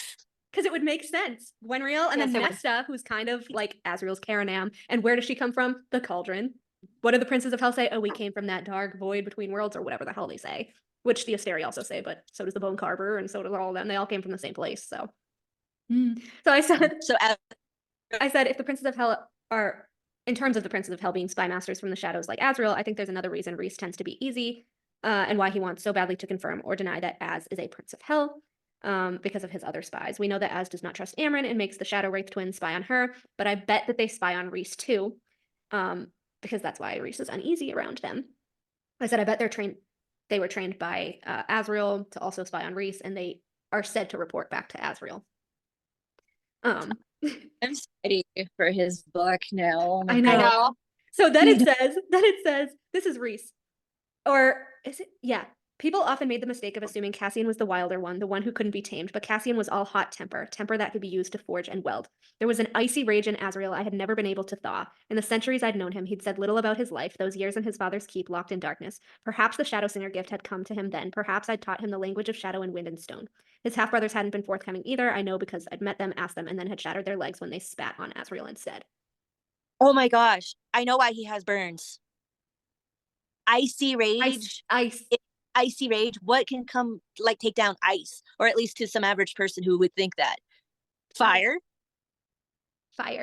And silver flames so cold that they burn. I know. They're carranam. I swear to fuck, they have the same power. They share power. That's why he understands her. That's what that line in Akasif when she looks at him across the table, and it's like there was a mutual understanding between them. Like, Nesta didn't balk from him, he didn't balk from her. They just stared each other down, and it was like there was a mutual understanding between them. And I was like, they're fucking carranam. But also, when you were just reading that last verse, how I don't know why, but I took the context of it differently this time. It was like talk about him being in his father's dark cell. Okay, I used to think like, oh, like biological father and stuff like that. But like literally, this could be like to me, I'm thinking like Thanatos and Hewn City. Like he could be locked down there, right? That's kind of what it sounds like. I don't know. But it's weird because then later on, Azriel's like, oh, or Rhys is like, oh, his father is an Illyrian camp lord. That's right. So I was like, it's Devlon? No, it's not Devlon because he has a stepmother and the two stepbrothers. And Fucking Oh. Feyre. I choked on what could have been a laugh or a cough. They make good spies. Why do you think they're now whispering in Azriel's ear that I'm in here, Amren? I thought they answered to Rhys. They answered to both, but they were trained by Azriel first. Are they spying on me? No. Rhys had told them time and time again not to, but I don't think Azriel will ever trust me fully, so they're reporting on my movements, and with good reason. Why? Why not? I'd be disappointed if Rhys spy master didn't keep tabs on me, even go against orders to do so. Amren knows what Az is. I know she knows, and I know that he knows what she is. Okay, fuck Eris. What does Amren know? Right. Fucking Amren. And then, this is the fucking blood rite. Illyrians do possess magic on one night a year, the night before the blood rite, when the warband leaders can winnow the drugged novices to the wilds. Don't even ask me why that is. Nobody knows. Azriel can winnow all the time, though. Az is different in a lot of ways. His tone did not invite further questioning. Bullshit? Bullshit? Bullshit. I want further questioning. Have further questions. Shadows different from anything my power summoned, spoke to, born in a lightless, airless prison meant to break him. Instead, he had learned its language. Though the cobalt siphons were proof that his Illyrian heritage ran true, even the rich lore of that warrior people, my warrior people, did not have an explanation for where the Shadow Singer gifts came from. I had no idea. He's a fucking essence baby. That's why. And what's this bullshit with Shadow Singers are rare? Where are the other ones? Where? On Crescent City. That's where they are. It's fucking Cormac and Morrigan and the Princes of Hell. So I wanted to bring this up. Cobalt, when it's in fire, is the hottest fire. Cassian siphons are red, which is like the very superficial regular fire. Cobalt blue is the darkest part of the fire. Mm-hmm. It is the hottest part of the fire. Hell. Good catch. Oh my gosh, you guys. And then fucking Nuala and Caradwin, I need to know what they know too, because this was fucking this was ACOTAR, but it says they had to have been sent by Rhys, some servants of his from the Night Court. They could have been mutes for all they said to me. Like Azriel. As they pressed close to my body and we physically stepped through the closed door as if it wasn't even there, as if I had become a shadow too. My knees buckled at the sensation like spiders crawling down my spine. My arms as we walked through the dark, shrieking dungeons. None of the guards stopped us. They didn't even look in our direction. We were glamored then, no more than flickering darkness to the passing eye. Like the Daemati, Rhys said to me, Shadow Singers are rare, coveted by the courts and territories across the world for their stealth and predisposition to hear and feel things others can't. Perhaps those shadows were indeed whispering to him then. Azriel's cold face yielded nothing. Where the fuck are the other Shadow Singers? They are not on the continent. You cannot tell me those fuckers are on the continent. No. It's fucking Thanatos and Cune City. And that's it. I swear to God. I found Nuala and Caradwin waiting in my room, smiles on their shadowy faces. I'd embrace them both, even if Rhys's hello had been less ... enthusiastic. Not for dislike of the half-wraiths, but ... He doesn't trust them. Because they spy on him too. I know. Azriel totally makes them spy on him too. And this was what he knows. I want to know what Amren knows. I want to know what Eris knows. I want to know what the heck is up with more. Because so I said, like we said, now that we know Adis is a shapeshifter and his chosen form is a white cat, and it's also speculated by the fandom that Azriel has his own shifter form, which he could shift if he was a Prince of Hell. Could it be a black cat? Was it Azriel who was spying on Feyre and Rhys and Valaris and Akamath when she felt a cat-like presence? And then it says, I sensed something looming and gazed down the other end of the street. They are like eternal guardians of the city, towered a wall of flat-topped mountains of red stone, the same stone that had been used to build some of the structures. They curved around the northern edge of Valaris to where the river bent toward them and flowed into their shadow. To the north, different mountains surrounded the city. Across the river, a range of sharp peaks like fish's teeth cleaved the city's merry hills from the sea beyond. But these mountains behind me, they were sleeping giants, somehow alive, awake. As if an answer, that undulating, slithering power slid along my bones like a cat brushing against my legs for attention, but I ignored it. I said Azriel was spying on Rhys with Feyre and Valaris for the first time. Because what if the twins did tell him what Rhys made them do to Feyre under the mountain? So he was keeping tabs on Rhys with Feyre, making sure that he didn't like hurt her. Because if you think of like Azriel's mindset, right? He knows what being locked under dungeons does, right? And it has to fuck with you. So him knowing that Rhys is a powerful High Lord, maybe he was like, is he so like fucked up in the head that he's gonna hurt this girl? He doesn't know. No, that makes me sad. So what if he was like just making sure that he was keeping things decent? I just imagine this little black cat with bat wings as Azriel, and I want a plushie of him, and just like. Oh my god, I have to make black cat with bat wings merch now. Yes, you do. I have to design that and be like, Azriel. You guys, these books are based off of like Sailor Moon, right? Or like lightly based off of it. Is what she said. Well, in Sailor Moon, they had 2 different cats, didn't they? It was a white cat and a black cat. And so, right? No, did they? Yeah. Yes, they did. I need this Gwen Real book so badly. We know that Nesta's gonna be in it because of the Valkyries, because of Gwen. We know that her and Az are fucking carranam. This is fucking perfect.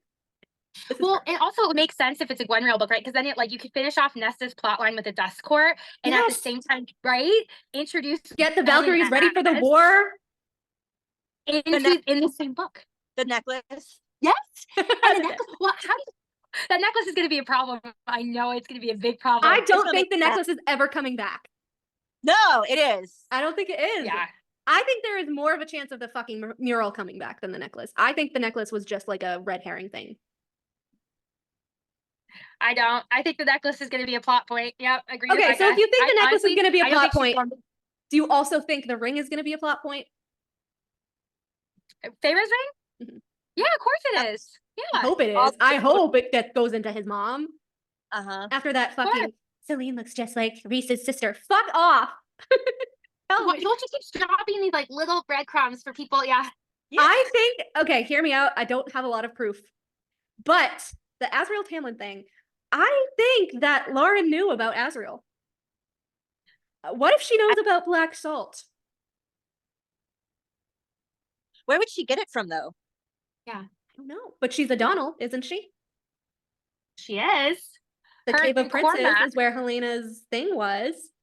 If she's a Daemati, she could have been Which taken makes- down to the caves because Okay. Bryce was like, females aren't allowed in the caves. Which makes even more sense that she's a Donnell, right? Because the Donnells are associated with Valeris and the Night Yeah. Court. Like it's like she's literally Rhys' sister. I mean, how much? I just know it. Fucking Cormac. He's like, oh yeah, through your mom's kin, I'm your cousin. Yes. He's the direct cousin of fucking Rhys. That's why I'm convinced he's related to Mor. He's related to Mor. They look exactly alike. So here's my okay. Wait a second, you guys. Okay, this is to both of your credits that Cormac might make an appearance in Prythian, which a little bit, which kills my soul just a little bit to admit this that you possibly are right. You're seeing it. Because what if Cormac was visiting Lauren and Lauren told Cormac everything she knew about Prythian and about like traveling, and then like she was like, promise me, Cormac, that you'll try to go back there. What if that's what like Lauren told Cormac everything? I could see that. Wait, what if it wasn't Tamlin? The visitor that she was waiting for. What if it was Cormac? What if Cormac regularly visits her? That she's always waiting for somebody?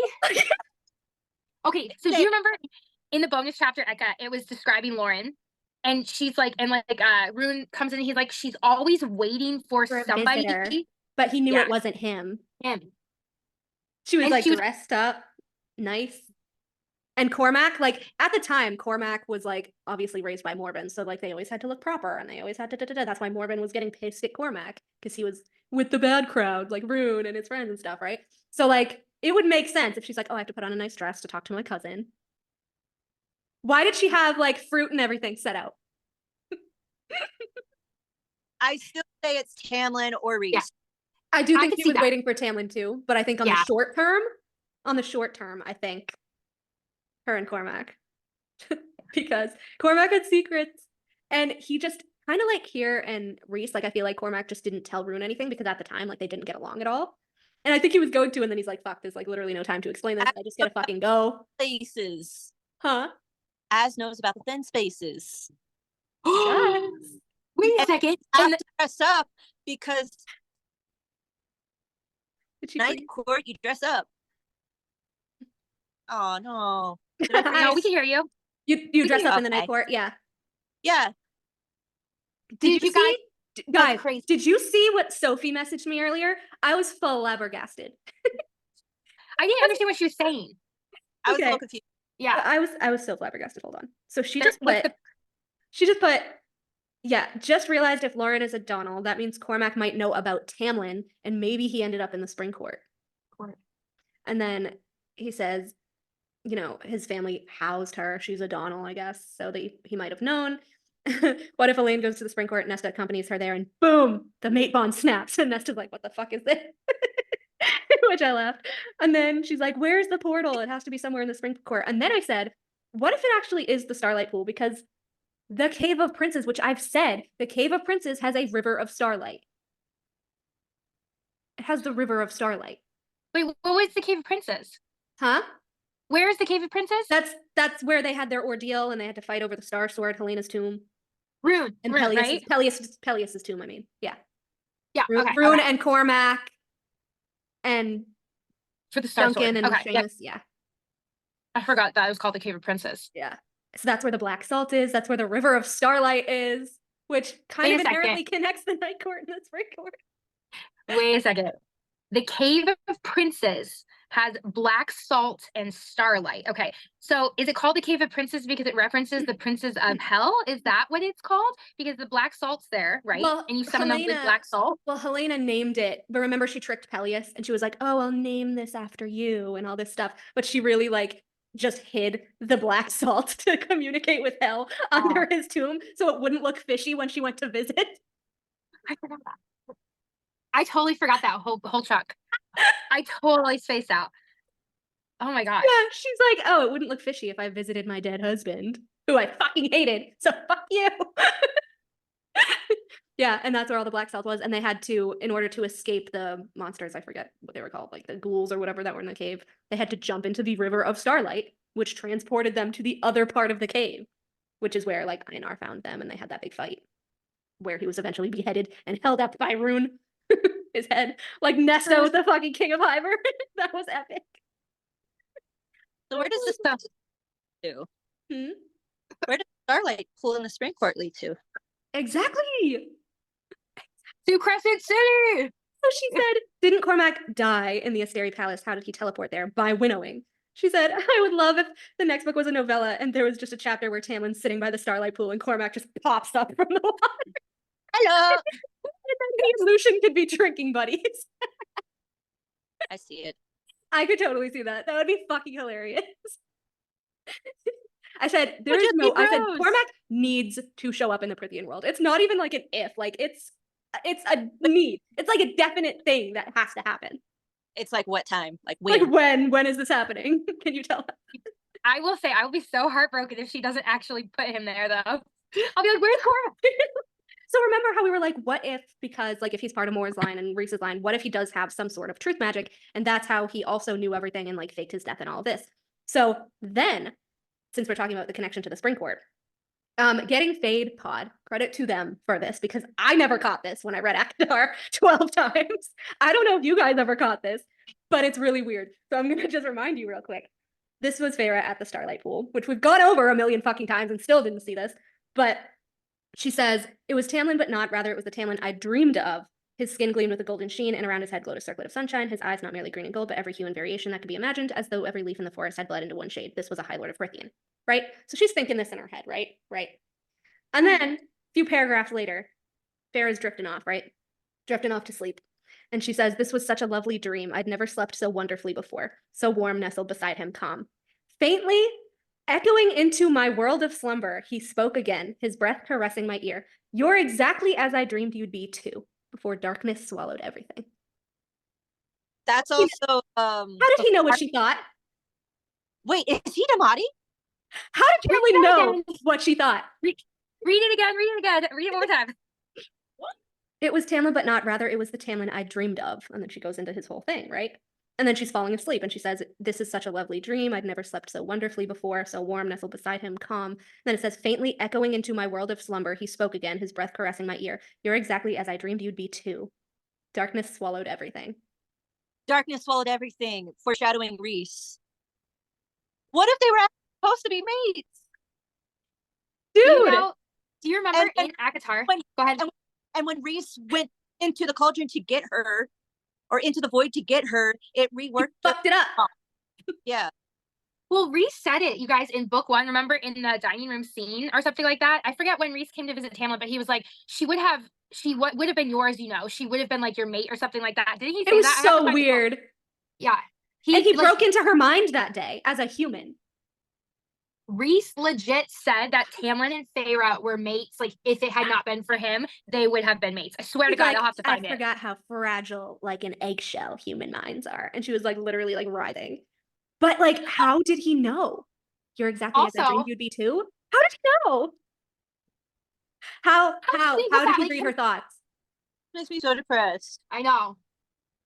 Dude. He whispered into her ear. Oh, that was so sweet. Like, come on. That was so Before sweet. darkness swallowed him. Come on. So sad. Madi, though. So, but then we don't know. We don't know because we don't know. He could be like little narrative, and then we don't get Tamlin's info on anything because he could be a dreamwalker. Maybe. I feel like there's all different branches of mind magic. Like, I know we've gone over the top 3, but then this kind of bothers me because then I feel like Olivia's gonna go off about Elaine again if I say, oh, the dream thing. And you're gonna be like, the dream. He's always dreaming. And Tamlin's in dreams. Oh my gosh, you were so mad at me this week about Tamlin.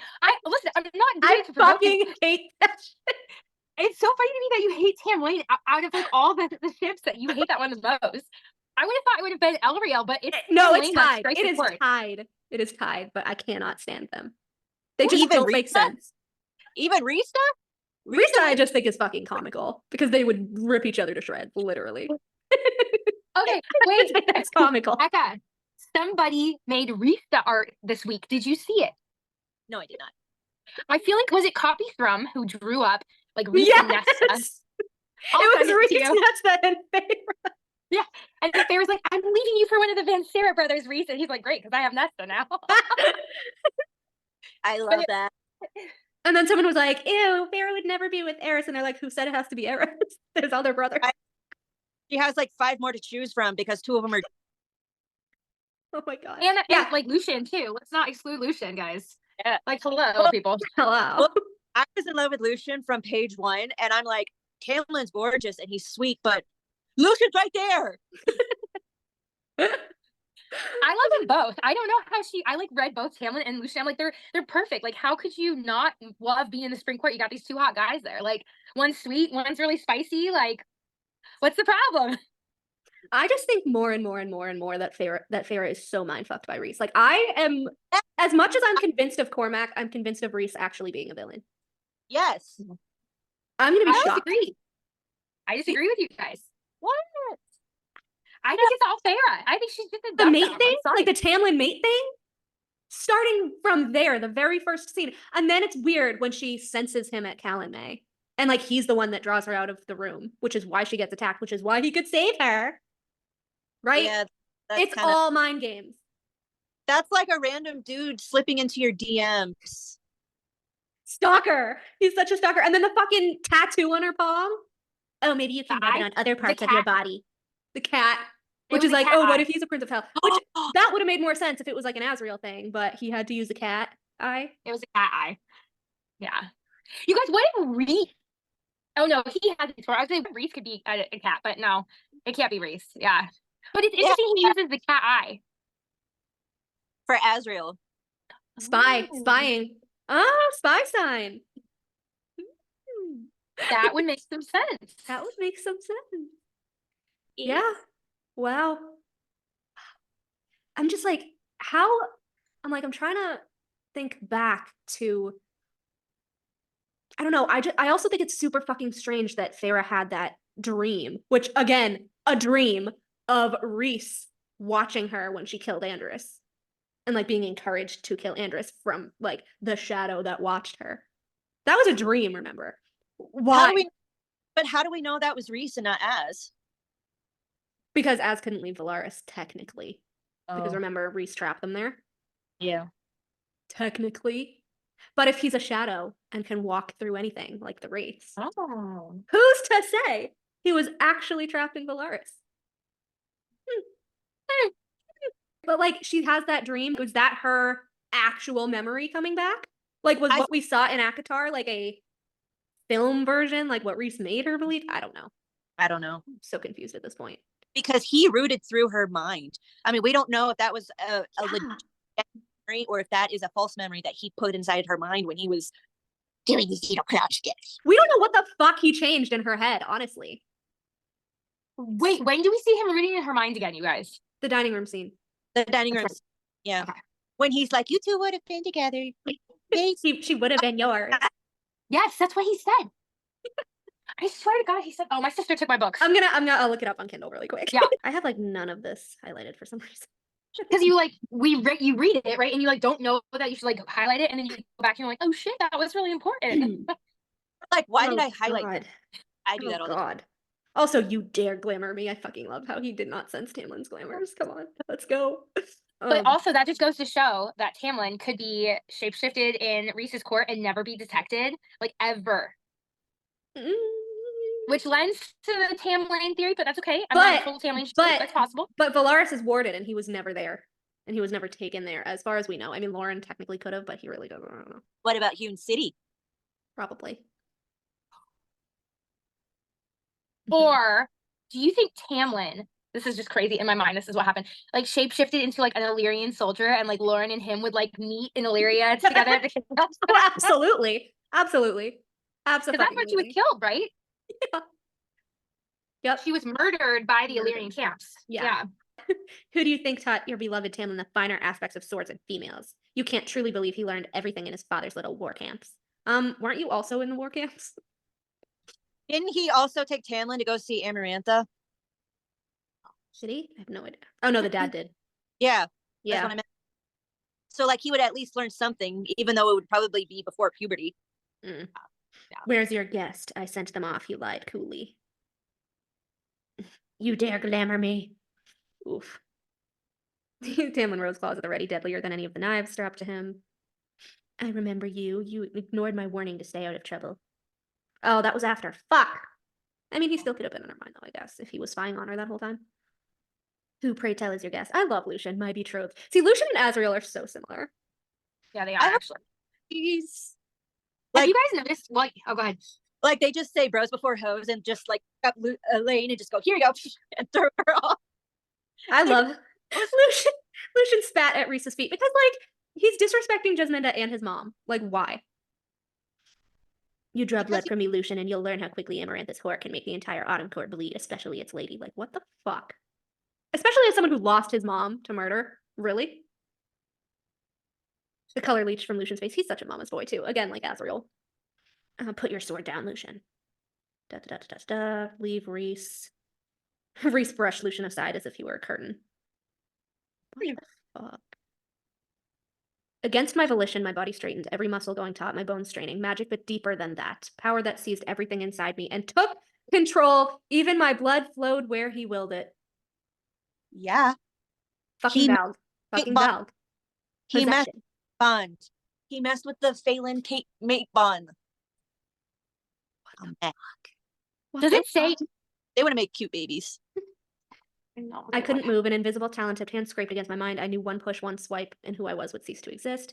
Let her go. Enough. I forgot that human minds are as easy to shatter as eggshells.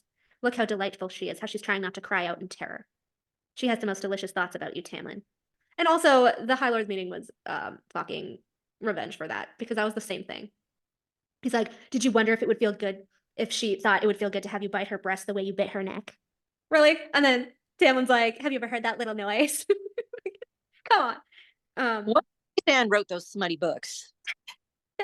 And then she's like, I'm sobbing, screaming, trying not to empty my stomach onto the floor. Amarantha will enjoy breaking her almost as much as she'll enjoy watching you as she shatters her bit by bit. Funny how that happens. Who's frozen, his claws hanging limply at his side. Please what? Don't tell Amarantha. Beg. I fucking hate that so much. That too. You're far too desperate, Tamlin. It's off-putting. Becoming High Lord made you boring. Perhaps I'll tell her, perhaps I won't. And then Tamlin went to like attack him. He said, none of that, not with a lady present. What's your name? Blah, blah, blah, blah, blah. Well, this was entertaining. The most fun I'd had in ages. I'm looking forward to seeing you three under the mountain. I'll give Amarantha your regards. I don't see the shoe. Maybe it wasn't that scene. Maybe it was after. Because I don't see it. But I do remember what you're talking about. Yeah. I will look it up and I will send it out to you guys. Because I know that he said that. Yeah, I remember it too. Guys, All right. Cormac is showing up, I swear.